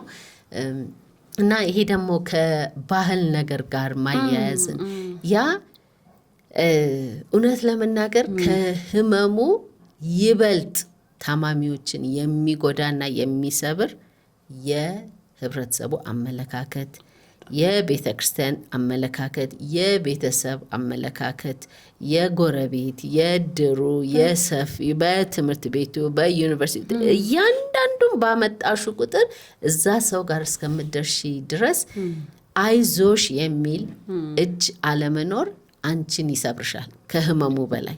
እንደውም ብዙን ጊዜ በስራችን የምናየው በዚህም ሀገር በውጭውም ከሚጥል ህመም ጋር ሜንታል ሄልት ችግሮች አብሮ አለ። የአእምሮ ጤናን ቅድም እንዳልኩሽ በራሴ እንኳን ኤክስፒሪየንስ አድርጌዋለሁ እና አንዱ ትልቁ ችግር የሚደግፍ አለመኖር ነው። አሁን ካንሰር አመመኝ ብትይ አይዞሽ፣ ይሄን አመመኝ አይዞሽ ሁሉ የሚያቅፍሽ ነው አይደል? የሚጥል ህመም ሲባል በስማም የሰፈሩ ሁሉ የመንገዱ ሰው ሁሉ ሐኪም ነው አይደለ? እዚህ ሂጂ፣ እዚህ ጸበሉ ሰጂ፣ እዛ ጸሎት አድርጌ፣ እዛ እንደዚህ በይ፣ እዛም በቁርአንም ከሆነ አንብቢ፣ ሁሉ ዶክተር ነው ላንቺ። እና ግን ያንን ትተን መደገፍ። አሁን ቅድም ትልቅ ነገር ተናግረሻል። መንገድ ላይ ሲወድቁ ውሸታቸውን ነው ብለን አሉ እናቃለን። ለገንዘብ ብለው በውሸት የሚያደርጉ አሉ። ግን እኔ በምን አየዋለሁ መሰለሽ? እኔ የራሴን አድርጌ ውሸት ቢሆን ይሻለኛል። ያ ሰው እውነትስ ቢሆን የተጎዳ ሰው ጥዬው ላልፍ ነው ማለት ጥለሽ ልታልፊ ነው። ስለዚህ በጭራሽ ጥለን ማለፍ የለብንም። የወደቀን ሰው ስናይ ያ ማለት እንግዲህ ብዙን ጊዜ ከወደቁ ይሄ አረፋ የሚደፍቁበት ምላስ የሚታኘክበት የምትጎጅበት ነገር ነው እና ህብረተሰቡ እንዴት ሊረዳ ይችላል ላልሽው፣ በመጀመሪያ ደረጃ ሊጎዱ የሚችሉ ነገሮች አካባቢ ያለውን ዞር ማድረግ ነው ዋናው። ከዛ በኋላ ጭንቅላትን መደገፍ፣ ሹራብም ይሁን ጃኬትም ይሁን ለስላሳ ነገር ከጭንቅላቱ ስር ማድረግ። ምክንያቱም ጭንቅላቱ በመታው ቁጥር እንደገና ሊጎዳ ስለሚችል። ከዛ በኋላ የዚህ አንገት ላይ ለምሳሌ እንደ ከራባት ወይም ደግሞ ሻርፕ ነገር የተቋጠረ ነገር ካለ ማላላት እሱን። ከዛ በተረፈ ግን ያ ሰው እንቅጥቅጡ እስከሚያልቅ ድረስ አለመንካት፣ በጭራሽ አለመያዝ፣ አፍ ውስጥ ምንም ነገር አለመጨመር። ይሄ ምላስ ይወጣል ይባላል አይደል? አይወጣም። ምላስ ይታኘካል፣ ይቆስላል፣ ይታኘካል፣ ግን አይዋጥም። ስለዚህ ያ ደግሞ ማለፍ ያለብን ፕሮሰስ ነው። ምንም ማድረግ አይቻልም። ስለዚህ እንቅጥቅጡን ለማቆም መሞከር የለብንም። ልክ ያ ሰው መንቀጥቀጡን ሲያቆም ከዛ ምን የሚሆንበት ጊዜ ነው? የሚተኛበት የሚደክመው ጊዜ ነው አይደል? ስለዚህ ያን ጊዜ ሁሌ ወደ ጎን ማስተኛት 90 ዲግሪ አድርገን ወደ ራሳችን ሳብ ብናደርገው ምን ይጠቅማል? አፍ ውስጥ ያለ ፈሳሽ ነገር ካለ፣ ደም ካለ ይሄ ደግሞ ወደ ሳምባው እንዳይገባ እሱ እንዲፈስ ይረዳል ማለት ነው። እና ወደ ራሳችን ሳብ አድርገን ያ ሰው እስከሚነቃ መጠበቅ ነው። ከዛ ሲነቃ ማረጋጋት። ሁል ጊዜ ስትነቂ ሁለት ነገር አለ። አንደኛ ጭንቅላታችን ይጨሳል አይደለም፣ ውስጡ ልክ እሳት የተለቀቀበት ነው የሚመስለው። የኤሌክትሪኩ ንዝረት አላልኩሽም ቅድም? እና ሰውነትሽ የሚንቀጠቀጠው ያንን ኤሌክትሪክ ንዝረት ኦልሞስት ለማስወጣት ነው። በቃ የዛም ማስል። ስለዚህ ራስሽ ያቃጠላል፣ ሰውነትሽ ይደክማል። እንግዲህ አስቢው ራስሽን እንደዛ የምትንቀጠቀጭበትን ሰዓት ማለት ነው። ስለዚህ ስነቃ አሁን እኔ እዚህ ላይ ነኝ፣ ሰውነቴ እንትን ኤክ እያደረገ ነው፣ ጭንቅላቴ እየተቃጠለ ነው። ከዛ ትነቂና የት ነኝ ያለሁት? ምን ሆነ? ማን ነው ያለው? ደግሞ የሚቀጥለው ነው ድንጋጤ። ስለዚህ ሁል ጊዜ ማረጋጋት፣ አይዞህ አይዞሽ፣ ጥሎህ ነው። ያ አሁን ማጣራት ያለብን ይሄ ሰው የታወቀ ታማሚ ነው። የታወቀ ከሆነ ምንድን ነው መድኃኒት ረስቼ ነው ያንን መጠየቅ። የመጀመሪያ ጊዜ ከሆነ ያ ሰው የጣለው ወደ ሕክምና ተቋም መሄድ አለበት። ምክንያቱም የተለየ ምክንያት ሊኖረው ይችላል ከሱ ጋር ተያይዞ። የወደቀችው ሴት ለምሳሌ እርጉዝ ከሆነች መሄድ አለባት ወደ ሕክምና ተቋም። ከዛ በተረፈ ግን ምንም አምቡላንስ ለሁሉ ነገር መጥራት አያስፈልገንም። ግን ከዛ ሰው ጋር ቆይተን አረጋግተነው ከዛ እሺ ወደ ቤት ነው የሚሄደው። አብሮ የሚደግፈው ሰው አለ፣ የሚመጣ ሰው አለ። በቃችን ትንሽ ኤክስትራ ታክሲ ከምንይዘው 5 ደቂቃ ወደኋላ ያደረገን ይሆናል። ግን ሰው ለሰው ያስፈልጋል አይደል? ነግበኔ ማለት አለብን። ነገ እኔስ ታምሜ ብሆን፣ እኔስ እንኳን ኤፕለፕሲና አደናቅፎኝ ወድቄስ ብሆን አንድ ነገር። ስለዚህ ሰውን ከመርዳት ወደ ኋላ እንበል። አዎ በእርግጥ ሊዋሹ የሚችሉ ልጆች ሊኖሩ ይችላሉ። ግን እኔ ትክክለኛውን ነገር አድርጌ እነሱ ቢዋሹኝ ይችላል። እና እቺ እርዳታ ናት የምታስፈልገን። በጣም በዚሁ አጋጣሚ ሰዎች ልክ ሲወድቁ ክብሪት ይለኮሳል ምናምን፣ ከዛ ደግሞ ጭሱን መሰለኝ የሚሸተው። እኔ አላቅም ለምን እንደሚደረግና ስለዚህ ጉዳይ በጣም ነው ደስ ያለኝ ስላነሳሽ። የረሳሁት ፖይንት ነበር። ክብሪት በጭራሽ መጨስ የሌለበት ነገር ነው። ክብሪትም አያነቃም፣ መጨስም የሌለበት ነገር ነው። ከየት መጣ በእኛ ሀገር ባህል እግዚአብሔር ይወቀው። እንግዲህ ይሄ የሳልፈር ሽታ እቺ እንትን የምትለው በግሪክ ሚቶሎጂ የሆነ ሰይጣንን ርኩስ መንፈስን ያባራል የሚሉት ነበር። እንግዲህ እሱ ከሆነ ያያዘው ከግሪክ እዚህ እንዴት መጣ? እኔ የማውቀው ነገር የለም። የክብሪቱ ሽታ ነው ሰይጣንም ያባራል። ስለዚህ እኛ ጋር እንዴት እንደመጣ አላውቅም። ግን ምንድነው ዋናው ቁም ነገሩ ክብሪት አያነቃም፣ ጭራሽም ይጎዳል። ሁለት ነገር፣ አንደኛ እንቅጥቅጥ ላይ ባለሽበት ጊዜ ኦክሲጅን ያጥርሻል። ይሄ በጣም ፌስ የምናደርገው ነገር ነው። በዛ ላይ እንግዲህ ኦክሲጅን በሚያጥርሽ ጊዜ እዛን ደግሞ እንደዛ አይነት ጭስ አስጠግተሽ ስታደርጊው ጭራሽ ያ ሰው ሳፎኬት ያደርጋል ማለት ነው። ስለዚህ ክብሪት በጭራሽ መደረግ የሌለበት ነገር ነው። ከዛም በላይ ደግሞ እኛ ወንዶች በፂም ያላቸው የተቃጠሉ አጋጥሞናል። እንዲህ ክብሪት ተጭሶ እንዲህ ሲንቀጠቀጡ ስለማያውቁት እንዲህ በያዙበት በወደቁበት ሰዓት ክብሪቱ ፂማቸውና፣ ስለዚህ ክብሪት በጭራሽ መደረግ የሌለበት ነገር ነው። ሌላ ደግሞ አብሮ መደረግ የሌለበት ነገር መክበብ ነው። ትዝ ይልሻል ስጀምር አንገቱ ስር አንድ ነገር አድርጎ የሚጎዳ ነገር ዞር አድርጎ ብዬ ነበር። ከዛ ሁሉ ኢቭን የሚጀምረው መጀመሪያ አለመክበብ ነው። ያ ሰው ኦክሲጅን በጣም ያስፈልገዋል። ስለዚህ ክብሪቱም ከዛ ጋር በተያያዘ መሰጠት የለበትም፣ መከበብ የሚያታማሚ የለበትም። ስለዚህ ክብሪት እሱ ነው። ስለዚህ ባካችሁ ክብሪት አታጭሱ። ክብሪት የማያነቃም። ሁለተኛ ግን አፍ ውስጥ መክተት ያልሽው አንፎርቹኔትሊ ይሄ ምላስን ማኘክ በቃ አብሮ የሚመጣ ነው። አሁን እኔ ብዙ ጊዜ ሲጥለኝ 1 ሳምንት ያህል ከዛ በኋላ ምግብ የሚባል ነገር እንደ ትንንሽ ነገሮች እንደ ሱፕ ቀዝቅዤ ምናምን ካልሆነ በስተቀር አልበላም። ያ አብሮ ተያይዞ የሚመጣ ነው። ምንም ማድረግ አትችም። ግን ምንም ነገር አፍ ውስጥ መግባት የለበትም። አሁን አንቺ ያየሽው በጥርስና በጥርስ መካከል ያ መኖሩን ግን ብዙን ጊዜ ቅድም እንዳልኩሽ ማስሉ ሲንቀሳቀስ የእጅሽና የእግርሽ ብቻ አይደለም ደሆል መንጋጋሽም ምንሽም ነው እና ብዙዎች ጥርሳቸው የተሰበረ እንደዚህ አፋቸው ውስጥ የገባ ነገር ጉሮራቸው ውስጥ ስቲክ ያደረገና በዛ እንኳን የሞቱ ብዙ አሉ። ይሄ እንቅጥ ያኔ ስትንቀጠቀጪ መቆጣጠር አትችይም። ስለዚህ ስክሪፕቶን ቢደረግ ስክሪፕቶን ራሱ ሊነክሱት ሁሉ ይችላል፣ ሊሰበር ሁሉ ይችላል። ያ ማለት ጉሮሯቸው ውስጥ ገብቶ ያንን ሰው ረዳለው ያልሽውን ጭራሽ ገደልሽ ማለት ነው።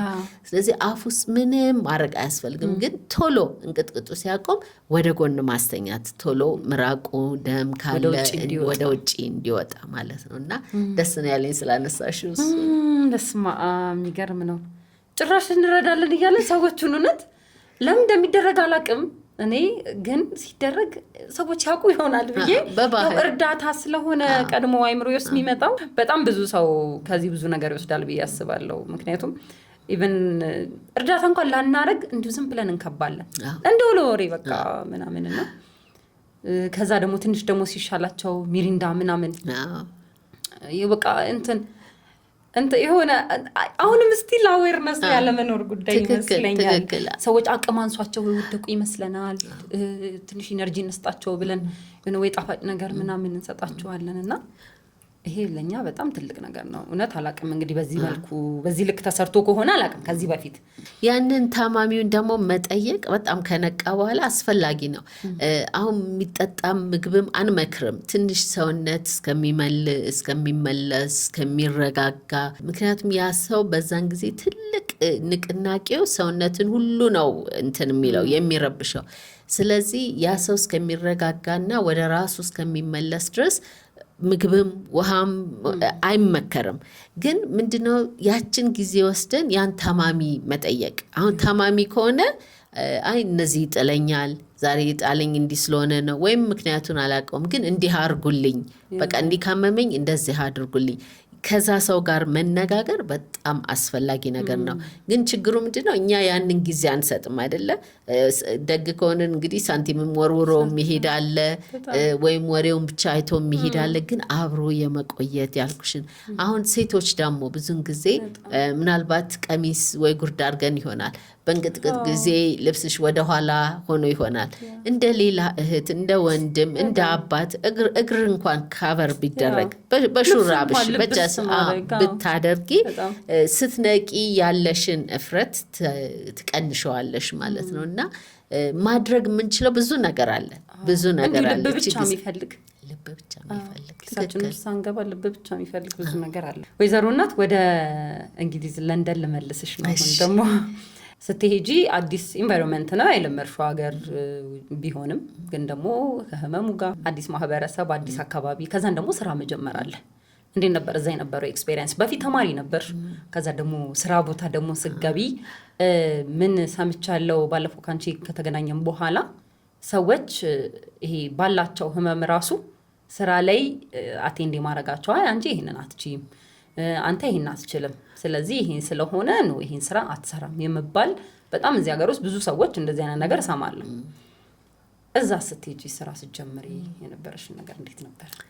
እሱ ነው በውስጤ ቅናትን የፈጠረው። በሀገሬ ማየት አለብኝ ብዬ ወደዚህ ሀገር እንድመጣና ይህን የበጎ አድራጎት ድርጅት እንድመሰረት አንዱ ምክንያት ያደረገኝ እዛ የነበረኝ ህይወትና ተሞክሮ ነው። ምን ማለቴ ነው? አንደኛ በስራ በኩል አንቺ ዲስብሊቲ ስላለሽ ማንም ሊያገልሽ አይችልም። ይሄ ደግሞ ደስ የሚለው ምንድነው? ያ ቀጣሪሽ ደግ ልብ ስላለው ስለሌለው አይደለም፣ ህግ ስላለ ነው። አሁን ለምሳሌ እኔ በተቀጥሬ ሰራለው፣ በስራ ቦታ የሚያመኝ ጊዜ አለ። ካመመኝ እስከሚያስፈልገኝ ድረስ የረፍት ቀናቶች ይሰጠኛል። ደሞዜን እከፈላለሁ። ምንም አይታሰብም ሁለቴ። ከዛ ተመልሼ ወደ ስራዬ እገባለሁ።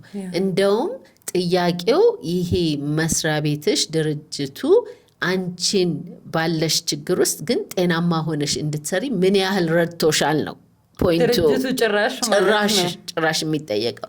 ስለዚህ ህግ ስላለ እንደፈለግሽ ስለጣለሽ እዚህ ሀገር እንደሚደረገው ማባረር፣ ምክንያት እየተሰጠ መባረር ብሎ ታሪክ የለም እና ያ በዲስብሊቲ ውስጥ ኤፕለፕሲም ሆነ በሌላም ነገር ውስጥ በሕክምና ችግር ጋራ የሚኖር ሰውን በጣም ህይወትን ሰክሰስፉል ሆነሽ እንድትኖሪ ይረዳል ብዬ አምናለሁኝ። ስለዚህ አንድ የህግ ድጋፍ ያለው የህግ ድጋፍ በጣም በጣም በጣም ህይወትን የሚያቀለው እሱ ነው።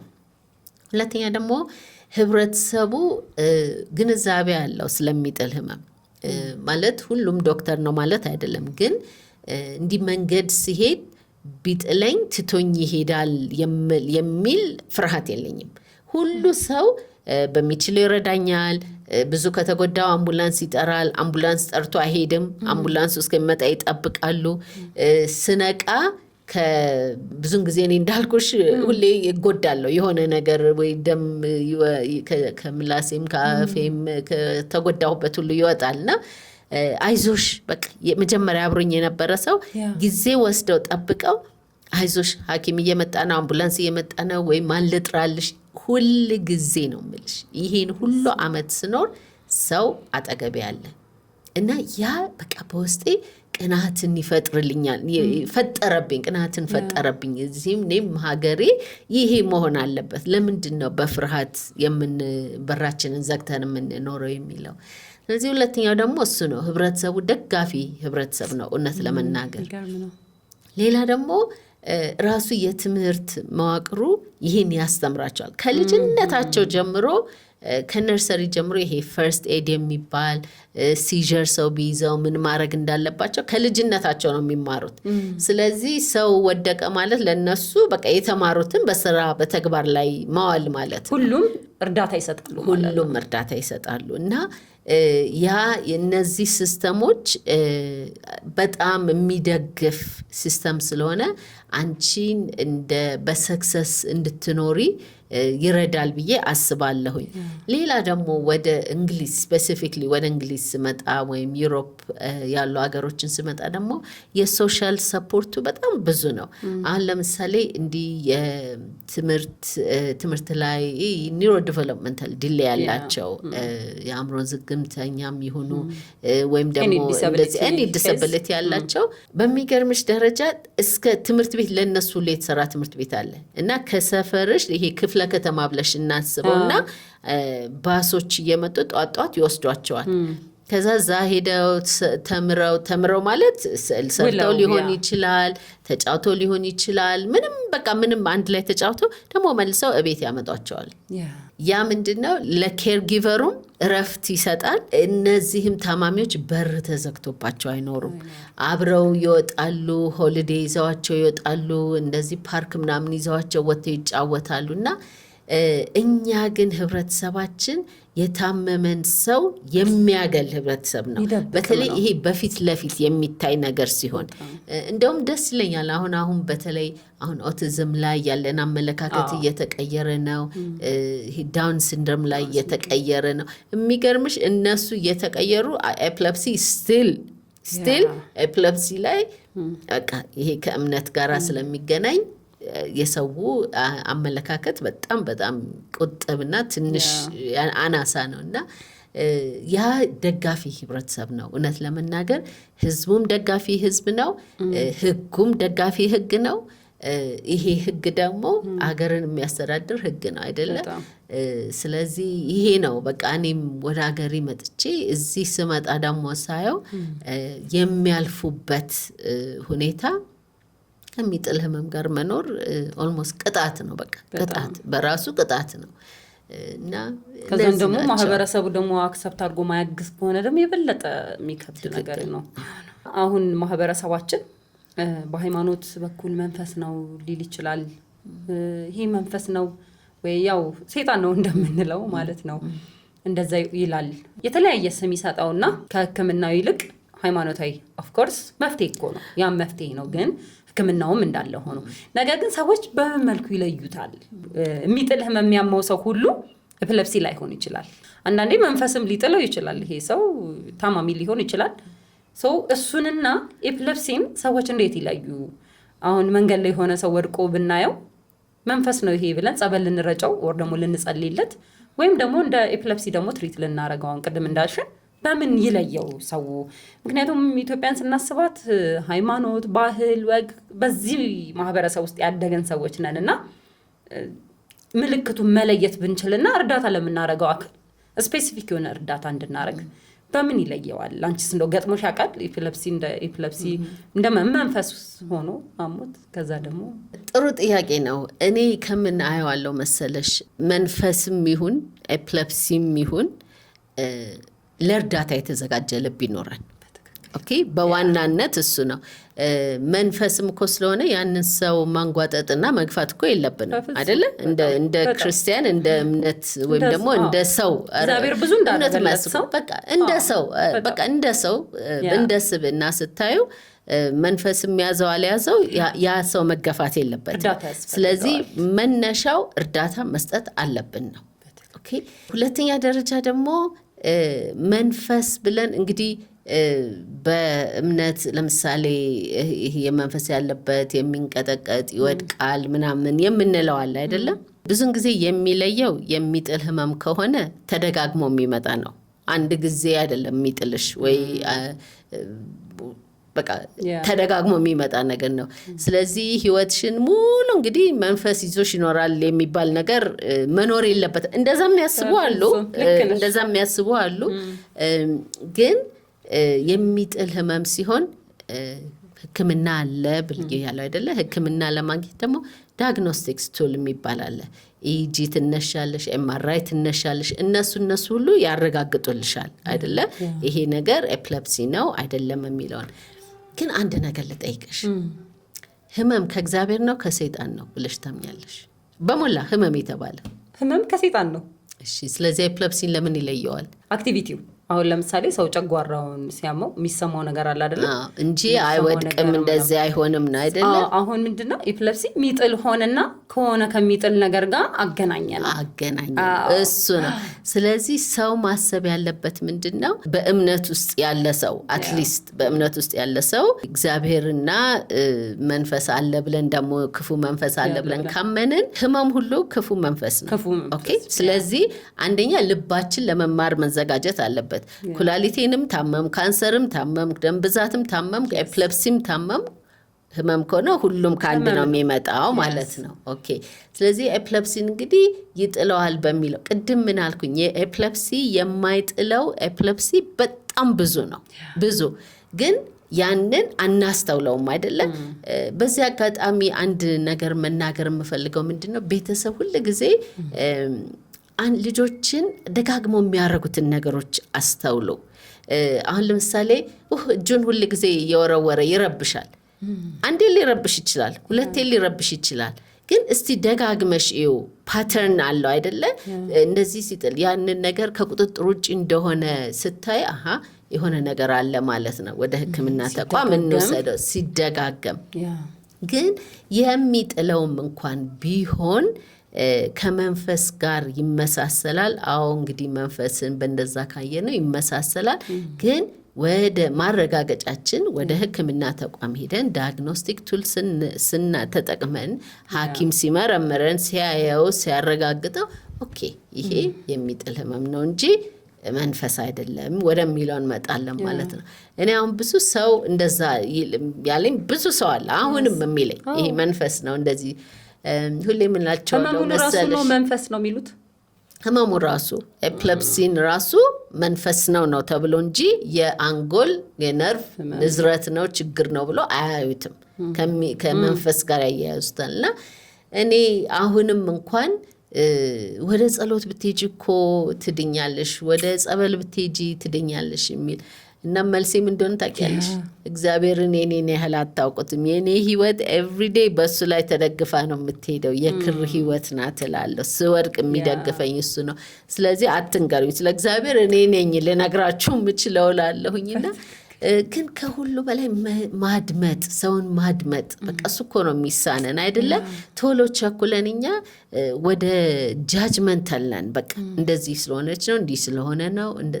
ትንሽ ግን ጊዜ ወስደን ያንን ሰው ብናናግር እንሰማለን እኮ እናውቃለን።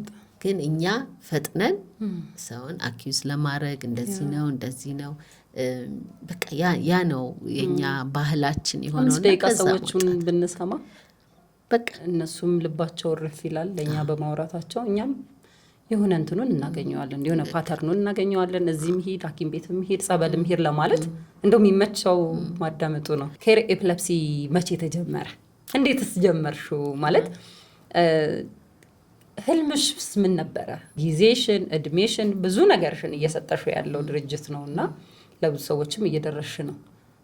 ህልምሽ ነበረ ነው ወይስ ህመሙ ራሱ ይዞት የመጣ ስታስቢ ይዞት የመጣው ነገር ነው? መቼ ነው የተጀመረው ኬር ኤፕለፕሲ ኢትዮጵያ? እንግዲህ የተመዘገበው ልበል በዚህ ሀገር አሁን 10 ዓመታችንን አክብረን ወደ 11ኛ ዓመታችን ገብተናል። በእኔ ልብ ውስጥ ግን አይ ቲንክ ወደ 20 ዓመት ተወልዷል ኬር ኤፕለፕሲ።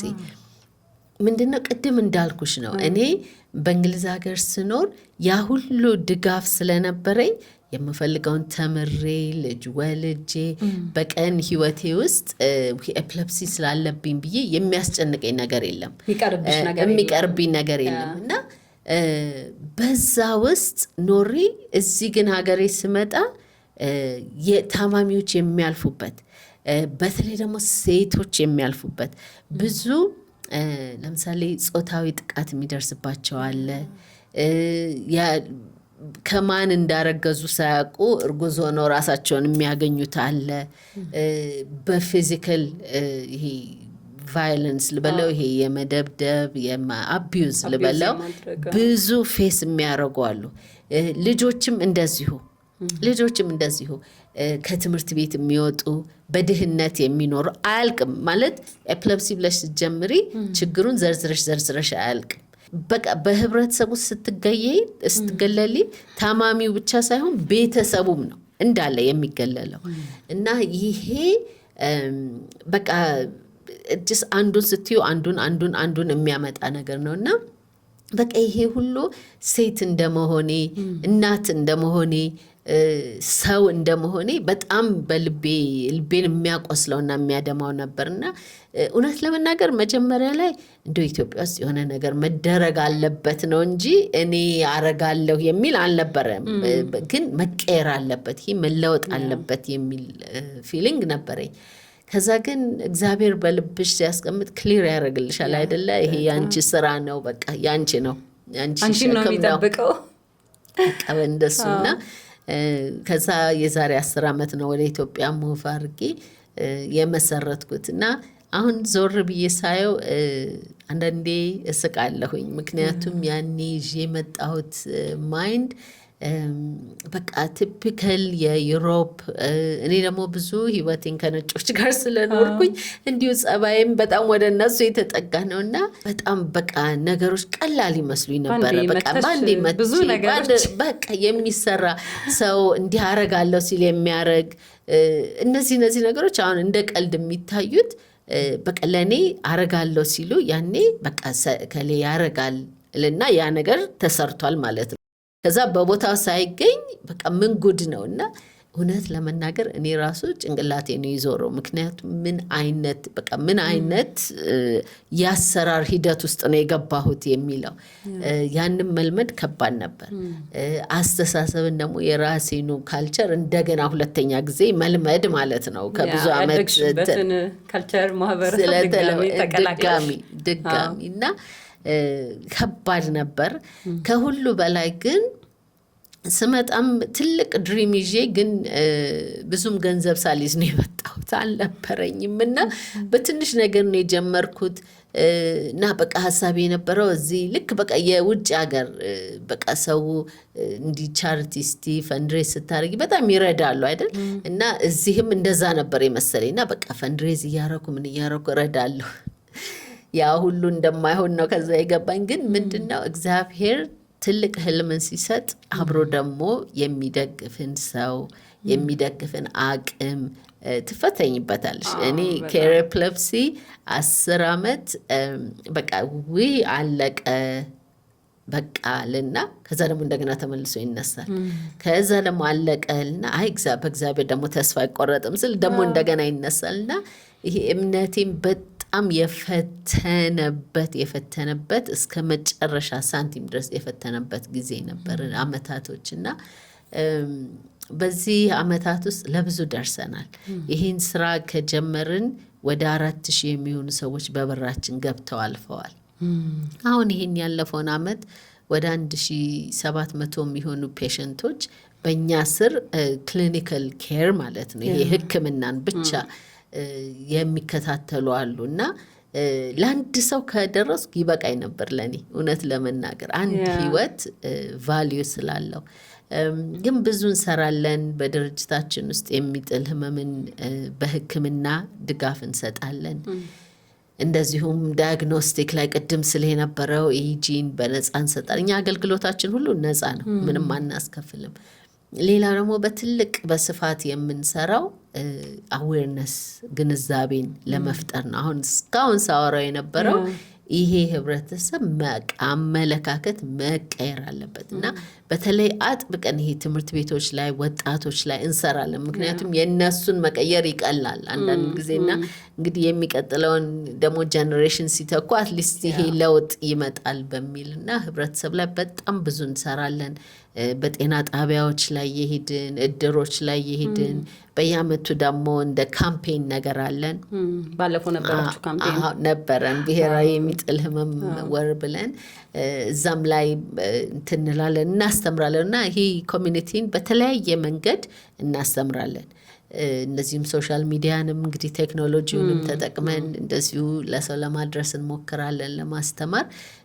ሌላው የምንሰጠው ትሬኒንግ ነው። ይሄ ደግሞ በተለይ ትሬኒንግ ህክምና ላይ ላሉ አሁን እንግዲህ ኬር ኤፒሌፕሲ አንድ ድርጅት ነው። አንድ ድርጅት ለ120 ሚሊዮን አንድ ያለው እሱ ነው መሰለኝ ማለት በዚህ ስፋት የምንሰራው በቃ እኛው ነን። እና ይሄን ሁሉ ሚሊዮን ህዝብ ልንደርስ አንችልም። 100 ቢኖር አይበቃም እንኳን አንድ። ግን ምንድነው ያለውን ሲስተም ማጠናከር አለብን በሚል ጤና ጣቢያ ላይ ትኩረታችን ደግሞ ጤና ጣቢያ ላይ ነው በአብዛኛው። ብዙ ኮሚኒቲ ሄዶ ለህክምና የሚሄደው እዛ ጤና ጣቢያ ስለሆነ ትክክል። ስለዚህ እነሱ ላይ ብዙ እንሰራለን። ክሊኒካል ትሬኒንግ እንሰጣለን። እኛም ሴንተር ውስጥ ጂፒ አሉ፣ እንዲሁም ከኒውሮሎጂስቶች ጋር የነርቭ ሐኪሞች ጋር በቅርበት እንሰራለን። እነሱም ከኛ ጋር ሆነው ትምህርትን ትሬኒንግን ይሰጡልናል። እንደዚሁም በየወሩ አሁን በዚህ አመት ደግሞ የጀመርነው ዌቢናር አሁንም ቴክኖሎጂን እየተጠቀምን ውጪ ካሉ ኮኔክሽኖች እና ኔትወርኮችን ተጠቅመን ሞር ኤክስፔሪየንስ እንዲኖራቸው ኤክስፐርት እንዲኖራቸው ወራዊ ትምህርትን እንሰጣለን። ከዛ ደግሞ የአእምሮ ጤንነታቸው እንዲጠበቅ የአእምሮ ጤና ድጋፍ እንሰጣለን። ካውንስሊንግ እንሰጣለን። አቻላቻ ግሩፕ አለን። ቡድን ዲስከሽን እነሱ ራሳቸው መጥተው የሚገርምሽ እነሱ እርስ በርስ እነሱ ራሳቸው ሐኪሞች ናቸው።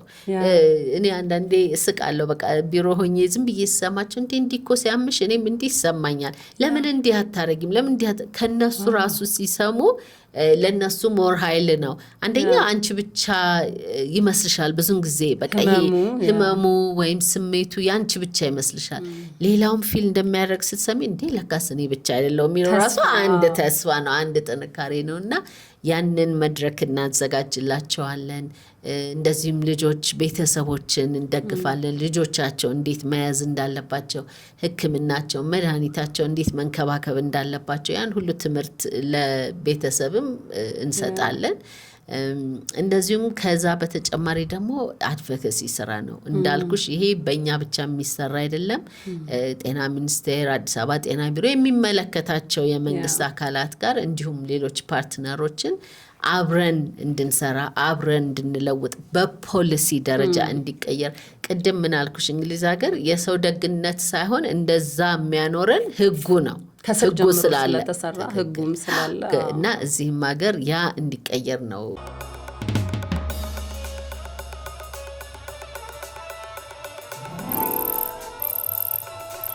መጀመር ፖድካስት መጨረሻ ትዝ የሚለኝ ትራፊክ እየጠበቅኩ መብራት ቀይ በርቶ ለመሻገር እየጠበቅኩ ነበር እና ለካስ ልክ መብራቱ ሲለቅ እኔ ወደኩ፣ ጣለኝ ማለት ነው። እና ከፊት ለፊት መኪናማ ልክ ሲያልፍ እና መኪናው ሊገጨኝ በቃ እንደዚህ ብሎ እነዚህ ፍሬን ለመያዝ ሲሞክር እንደውም ከኋላ ያለው እሱን መኪናውን ተጋጩና ኤኒዌይ ብቻ ያው እዚህ ጋር የነበረው አፍንጫ የተሰበረ አይ ቲንክ ትክክል አፍንጫ እዚህ አካባቢ ብቻ የሆነ ነገር ተሰበረ እና የሆነች ሴትዮ ለካስ አይታኝ ቶሎ ወደ መንገድ እንግዲህ መልሰውኝ አምቡላንስ ጠራችና ኖት ጽፋ ለአምቡላንስ ዶክተሩ እባክህ ስትነቃ ይሄን ስጣት ብላ ሄደች።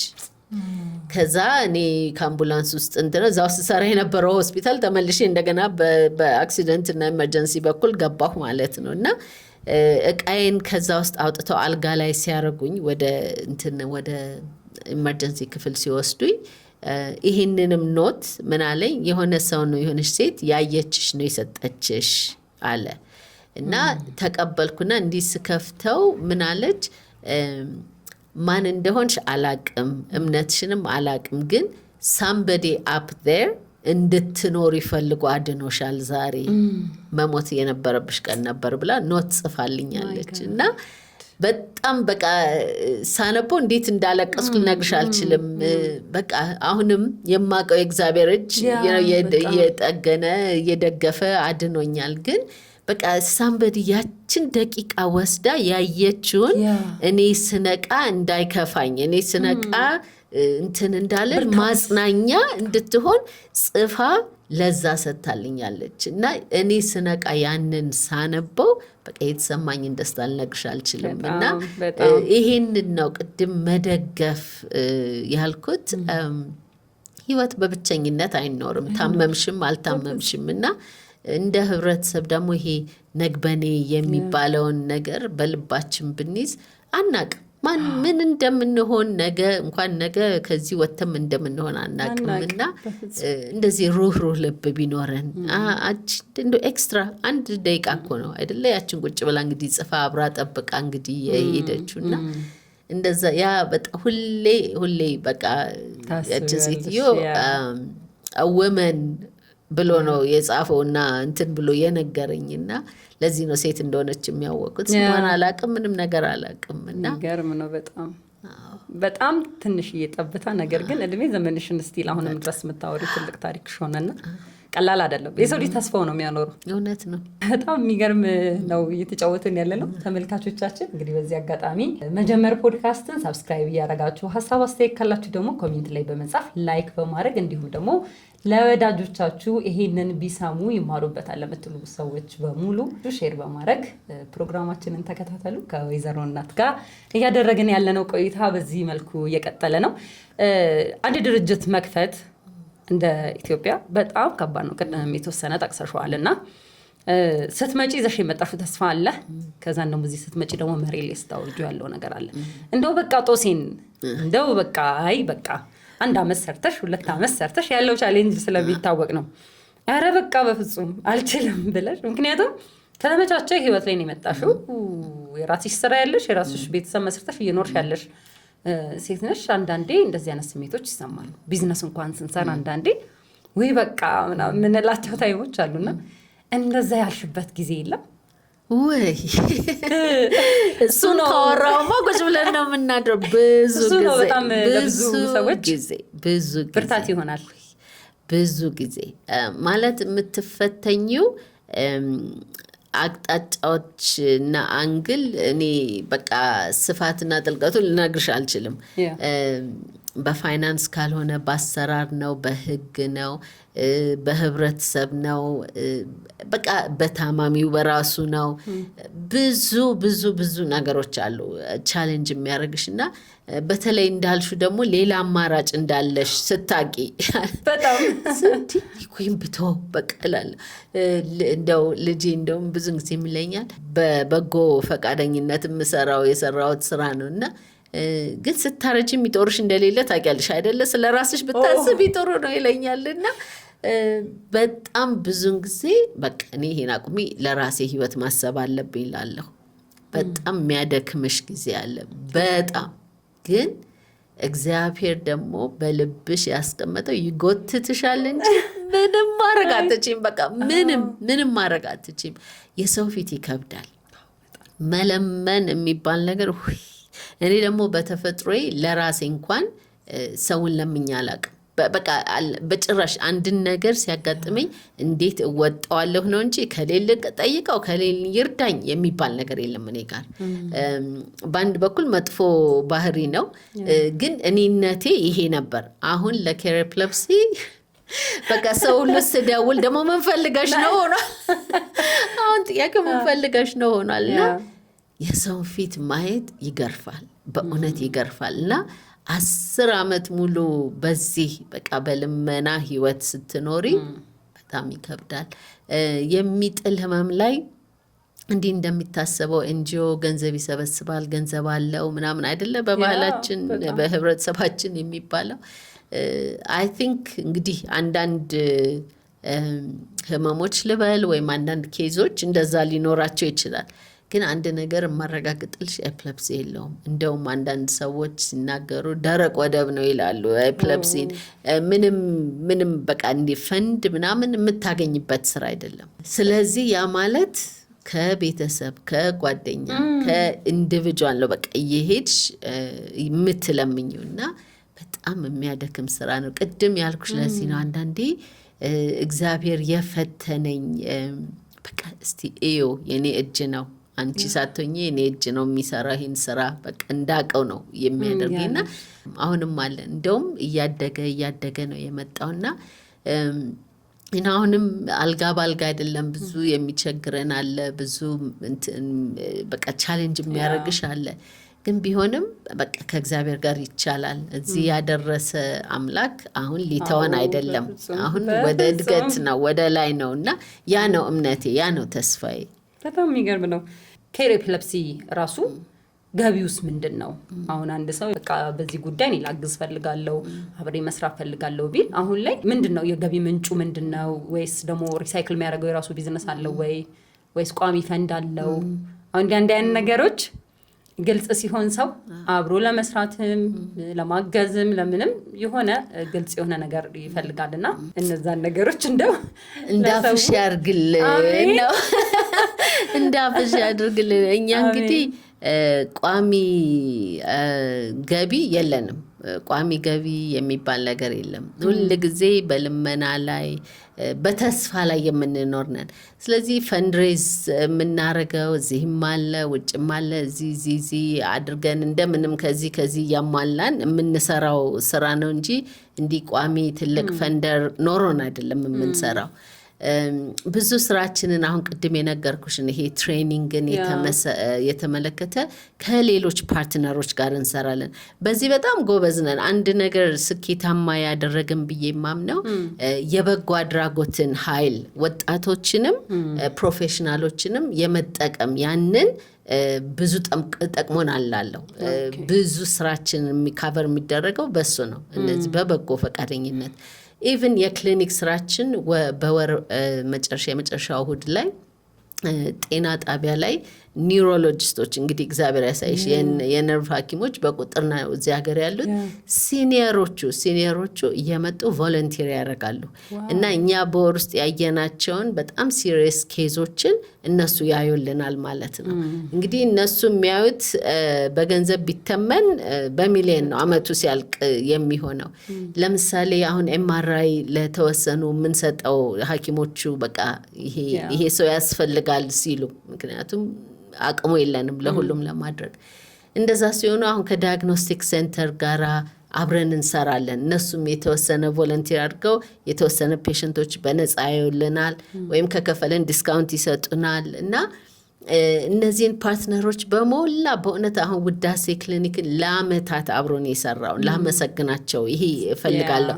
ይሄ ስራ አለነሱ አይሰራም። ቮለንቲር ከዛ ደግሞ ወጣቶች አዌርነስ ላይ ካምፔን ላይ አብሮን መተው በየመንገዱ በየሞሉ በቃ የተለያዩ ካምፔኖች አብረውን ይሰራሉ። አለነሱ አይሰራም ይሄ ስራ እና የቮለንቲር እንትኑ ይሄ አቀናጅቶ መስራት አይ ቲንክ እሱ ብዙ ሰክሰስፉል እንድንሆን የረዳን እሱ ነው።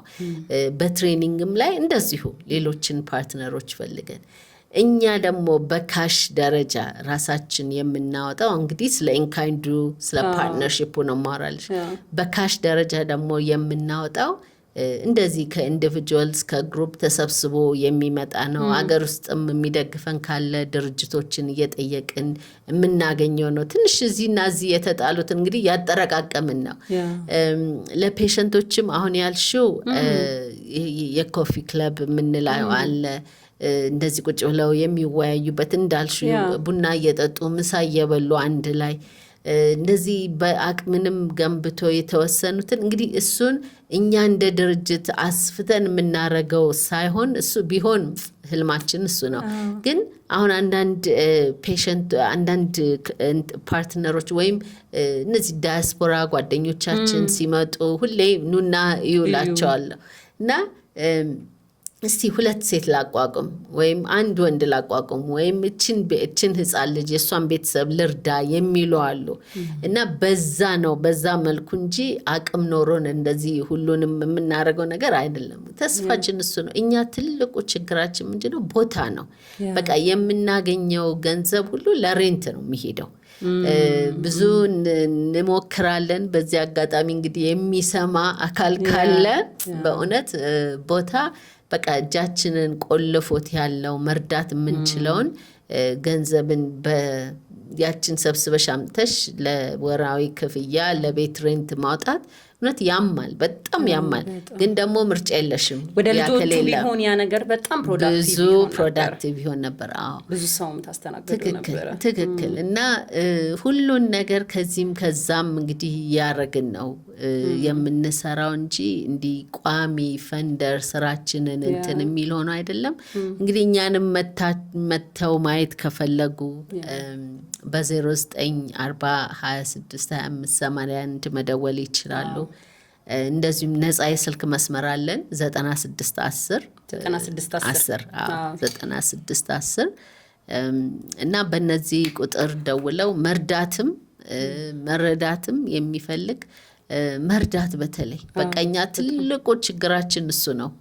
ትልቁ በቃ እንደዚህ አሁን ሚዲያ ላይ ስትቀርቢ አዌርነሱን እንትን ትያለሽ አይደለ? ትሰጫለሽ። ግን at the same time ደግሞ ያንን ይሰማና ሰው እርዳታ የሚፈልገው ይበልጣል፣ የሚረዳ የለም እና ባላንስ አላረግ ይላል። ትክክል። ግን ሁሉም ደግሞ አሁን ቅድም እንዳልኩሽ የነርቭ ሐኪሞች ወጣቶች አሉ። ግን አሁን ሚዲያ ይሄ አሁን ዛሬ የምትሰሪው ትልቅ እርዳታ ነው ማለት እችን ፕላትፎርም ተጠቅመን አንድን ነፍስ ካዳንን፣ አንድን ሰው ከደገፍን፣ የአንዱን ሰው እንባ ከጠረግን በቃ ስራ ተሰራ አይደለም። እና ሁሉም በሚሰራው መርዳት የሚችለው ተጽዕኖ መፍጠር ይችላል። በጣም አሪፍ። አሁን ያው ፕሮግራማችን እየጨረስን ነው፣ ግን በስተመጨረሻ አካባቢ ምንድነው የኔ ጥያቄ፣ ምን አይነት ሰዎች ናቸው መተው እናንተ ጋር ሕክምናውን ማግኘት የምክር አገልግሎት እነዚህ አገልግሎትን ማግኘት የሚችሉት ምን አይነት ሰዎች ናቸው? ሲመጡስ ምንድነው ከነሱ የሚጠበቀው? በዋናነት እኛ በሚጥል ህመም ለተጎዳ ሁሉ ነው ያለ ነው። የተጎዳ ስንል ታማሚ ሊሆን ይችላል፣ የታማሚ ወላጆች ሊሆኑ ይችላሉ፣ የታማሚ አያት ሊሆን ይችላል፣ እህት ወንድም ሊሆን ይችላል። በምንም መልኩ በሚጥል ህመም የተጎዱትን ነው የምንረዳው። እንደዚሁም ደግሞ ከዛ ጋር በተያያዘ የአእምሮ ጤናቸው የተጓደለ የሆነ ያሉትን ነው አንድ ላይ የምንረዳው። ስለዚህ በራችን ለሁሉም ክፍት ነው። ታማሚ ከሆነ ግን የሚመጣው የምንጠብቀው ምንድነው? አንደኛ በጤና ጣቢያ ወይም ደግሞ በሆስፒታል ሬጅስተር ያደረገ መሆን አለበት። ግልጽ ማድረግ የምፈልገው ምንድነው? እኛ ረዳት የሆነ አገልግሎት ነው የምንሰጠው እንጂ የታማሚን ሙሉ ሕክምና እኛ ወስደን ሪስፖንስብል ሆነን ልንሰጥ አንችልም። ምክንያቱም ትንሽ የበጎ አድራጎት ድርጅት ነው። ግን በዛ በሚሄዱበት አሁን ስትሄጂ በሆስፒታል ወይ በጤና ጣቢያ ላይ ኤክስፐርት ኬር በጤና ጣቢያ ላይ አታገኝም። በሆስፒታል ስቴጅ ደግሞ ዶክተሮቹ ብዙ ነው ታማሚዎች የሚያዩት። ስለዚህ በቃ ቶሎ ገብተሽ ይሄ ነው ነው እንጂ እንዲህ ጊዜ ወስዶ የሚያስረዳ ስለሚጥል ህመም፣ ስለ መድኃኒቱ፣ የመድኃኒቱን ሳይድ ኢፌክት ያን ሁሉ የሚሰጡበት ጊዜ የለም። ስለዚህ እኛ ስራችን ደግሞ ያችን መሸፈን ነው፣ እነሱን መቀበልና ስለዚህ ታማሚ ከሆነ በጤና ጣቢያ የተመዘገበ ወይ በሆስፒታል የተመዘገበ መሆን አለበት።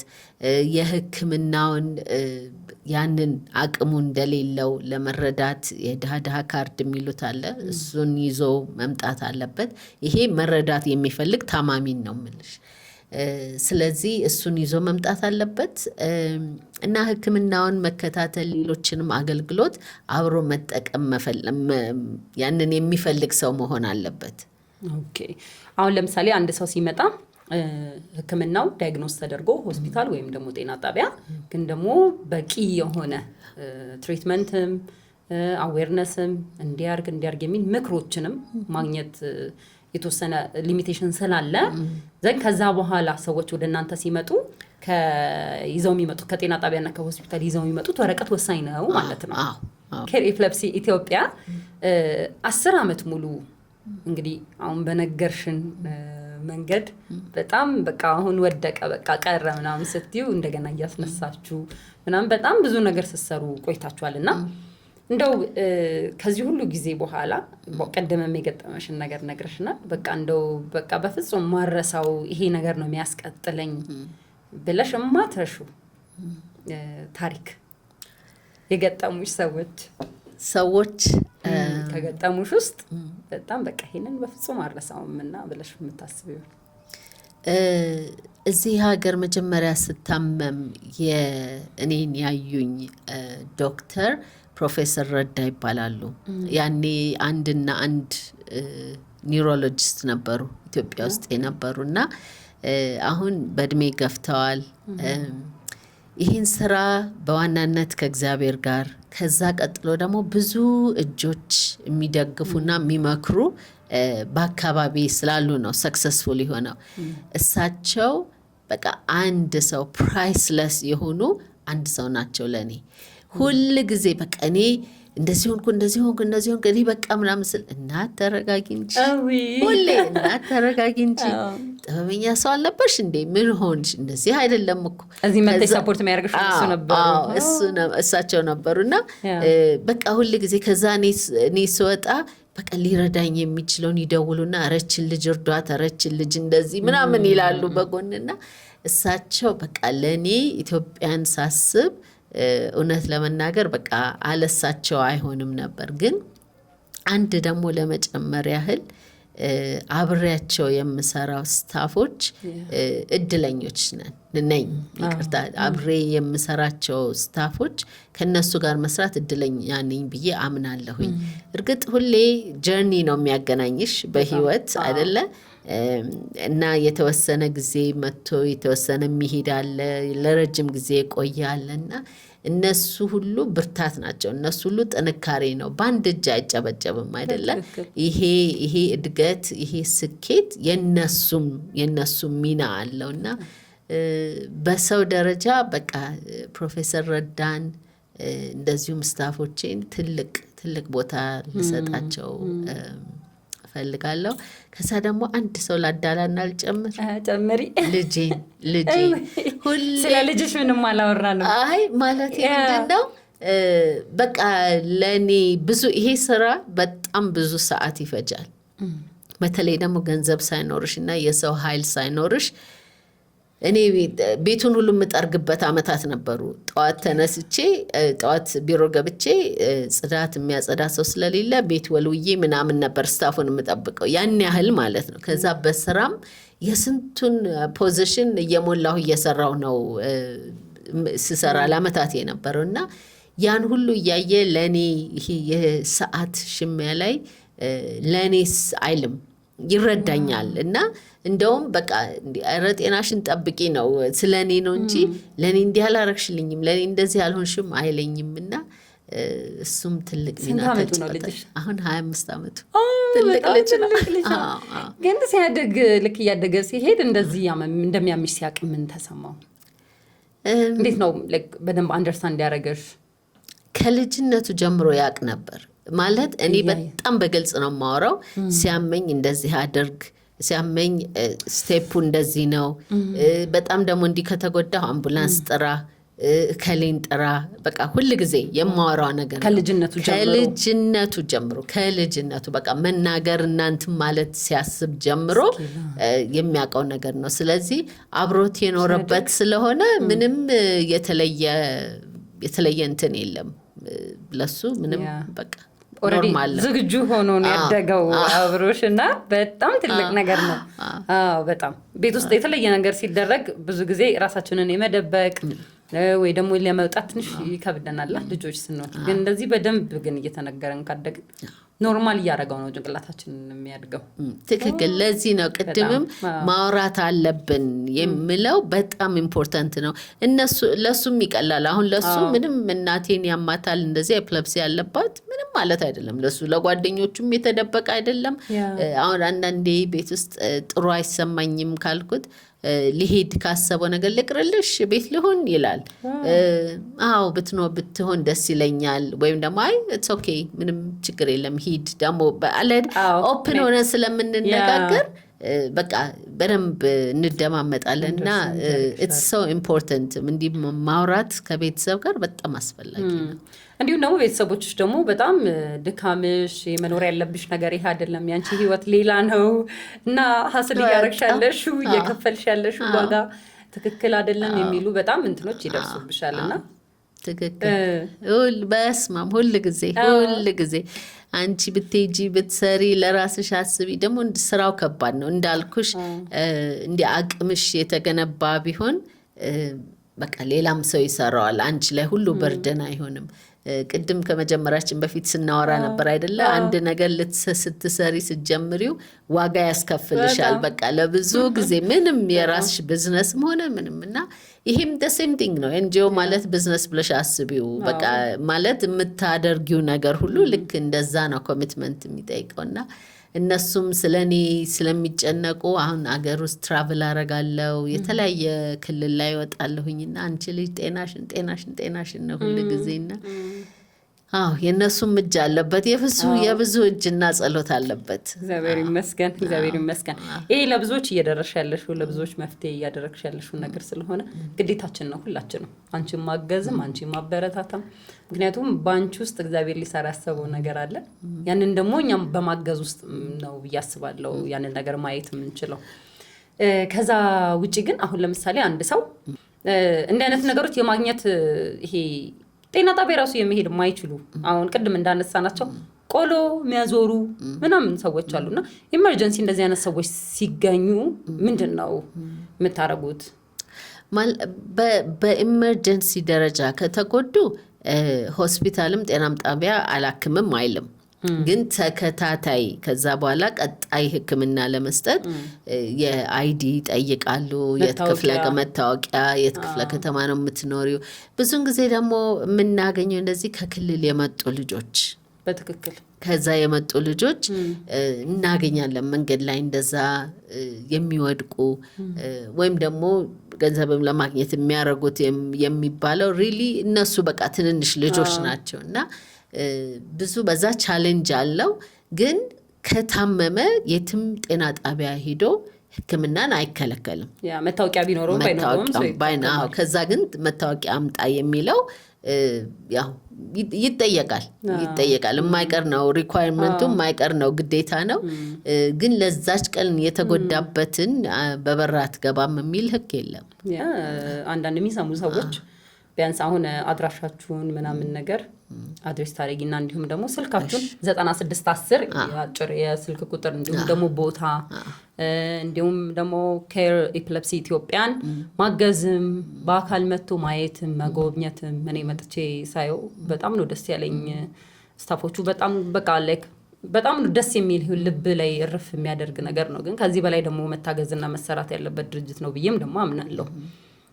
እንዲህ የፈጠራችሁት ይሄ ኮፊ ታይም ብላችሁ የፈጠራችሁት ነገር በጣም ደስ የሚል ኢንተረስቲንግ ነገር ነው። ሰዎች በራሳቸው ዲስካስ እንዲያደርጉ ሰው ተስፋ ነው የሚሰጠውና ስናወራ ቀለል ይለናል። ጤነኛ ሆነን እንኳን አይደለም ደግሞ የሆነ ህመም አለብኝ ብሎ የሚያስብ ሰው ደግሞ ቁጭ ብሎ ዲስካስ ሲያደርግ የሆነ ሪሊፍ አለውና ትልቅ ነገር ነው የፈጠራችሁት። ውድ የመጀመሪያው ፖድካስት ቤተሰቦች እንግዲህ ከወይዘሮ እናት ጋር የነበረን ቆይታ ይህንን ይመስላል። ቤተሰቦቼ እንግዲህ ይሄ በጣም ለብዙዎቻችን የሚደርስ በየቤታችን የሚኖር እንዲሁም ደግሞ የአካባቢያችን ሰዎች ሲወድቁ የምናየው ነገር ስለሆነ እየደወላችሁ ከስር በመናስቀምጠው የድርጅቱ ኬር ኤፒሌፕሲ ኢትዮጵያ በመናስቀምጠው የአጭር ስልክና እንዲሁም ደግሞ ኖርማል የስልክ መስመር ማገዝም እርዳታ ማድረግም አይዟችሁ በርቱ ማለት ራሱ ቀላል ነገር አይደለምና እንዲሁም ደግሞ መረጃ የምትፈልጉ ስለ ህመሙ መረጃ የምትፈልጉ እንዲሁም ደግሞ ኬዝ ኖሯችሁም ከጤና ጣቢያም ከሆስፒታል መጣችሁ በኤፒሌፕሲ ዙሪያ መረጃ ማግኘት የምትፈልጉ ከሆነ ከስር በመናስቀምጠው ስልክ ታገኟቸዋላችሁ ማለት ነው።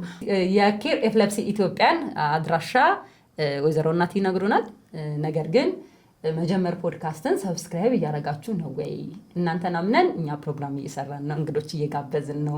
እናንተ ደግሞ ሰብስክራይብ በማድረግ እንዲሁም ለብዙ ሰዎች እንዲደርስ ለወዳጅ ዘመዶቻችሁ ሼር በማድረግ ሀሳብ አስተያየታችሁን ኮሜንት ላይ በመጻፍ ላይክ በማድረግ አብራችሁን ስለቆያችሁ በጣም እናመሰግናለን። በስተመጨረሻ አድራሻችሁ፣ ቦታችሁን እና በአጠቃላይ ደግሞ ስለመጣችሁ በጣም ደስ ብሎናል። ማስተላለፍ የምትፈልጉት ነገር ካለ? እሺ፣ አድራሻችን መገናኛ ለም ሆቴል ጋር ነው። በጣም ቀላል ነው። ከሾላ ገበያ ወደ ታች ከድልድዩ ስር ሄደሽ መጨረሻው ጋር ነው። በጣም ቀላል ነው። አድራሻችን እዛ ነው። ስልክ ቁጥራችን እንዳልሽው ከታች በተጻፈው መደወል ይችላሉ። ነፃ የስልክ መስመር ደግሞ 9610 አለን። እንደዚሁም ደግሞ መርዳት የሚፈልግ ሰው ደግሞ ካለ በ0940 26 25 81 ደውለው እንዳልሹ ነው አይዟችሁም ማለት አንድ ነገር ነው። ደግሞ ኔትወርክንም መጠቀም አንዳንዴ እኔ እንኳን ልረዳ ባልችል እንዴ ለካስ ይሄ ጓደኛ እኮ አለኝ ይሄ አቅም ያለው እኮ አለ ብለን ማሰብ ራሱ ትልቅ ነገር ነውና በዚሁ አጋጣሚ በእኔ በኩል በጣም ላመሰግንሽ ፈልጋለሁኝ። እንዳለ ይሄን ሙሉ ቲም አንቺንም የሚቀርጸንንም ይሄ ራሱ ስራ ነው። ይሄ ራሱ እናንተ አብራችሁን ድምጽ እየሆናችሁ ነውና የራሳችሁን የድርሻችሁን ለሚጥል ህመም እያደረጋችሁ ነውና መልእክቴ ሁላችንም ይሄ ህብረተሰብ የድርሻችንን ለሚጥል ህመም እናድርግ ነው። በጣም እናመሰግናለን ወይዘሮ እናት ካለሽ ጊዜ ሁሉ አጣበሽ መተሽ ጊዜሽን ሰጥተሽ ኢንተርቪው አድርገሽ ለብዙ ሰዎች የሚደርስ ትልቅ የሆነ ሀሳብ ነው ያነሳ ነው ዛሬ። እንግዲህ ከህይወት የኖርሽውን ነው አንቺ አካፈልሽን። እኛ ደግሞ ትንሽ ጠብጠብ የምናረጋት ነገር እዛ ላይ ትልቅ ነገር ትፈጥራለች ብዬ ተስፋ አደርጋለሁ። ስለመጣሽ በጣም አመሰግናለሁ። እኔም አመሰግናለሁ። እሺ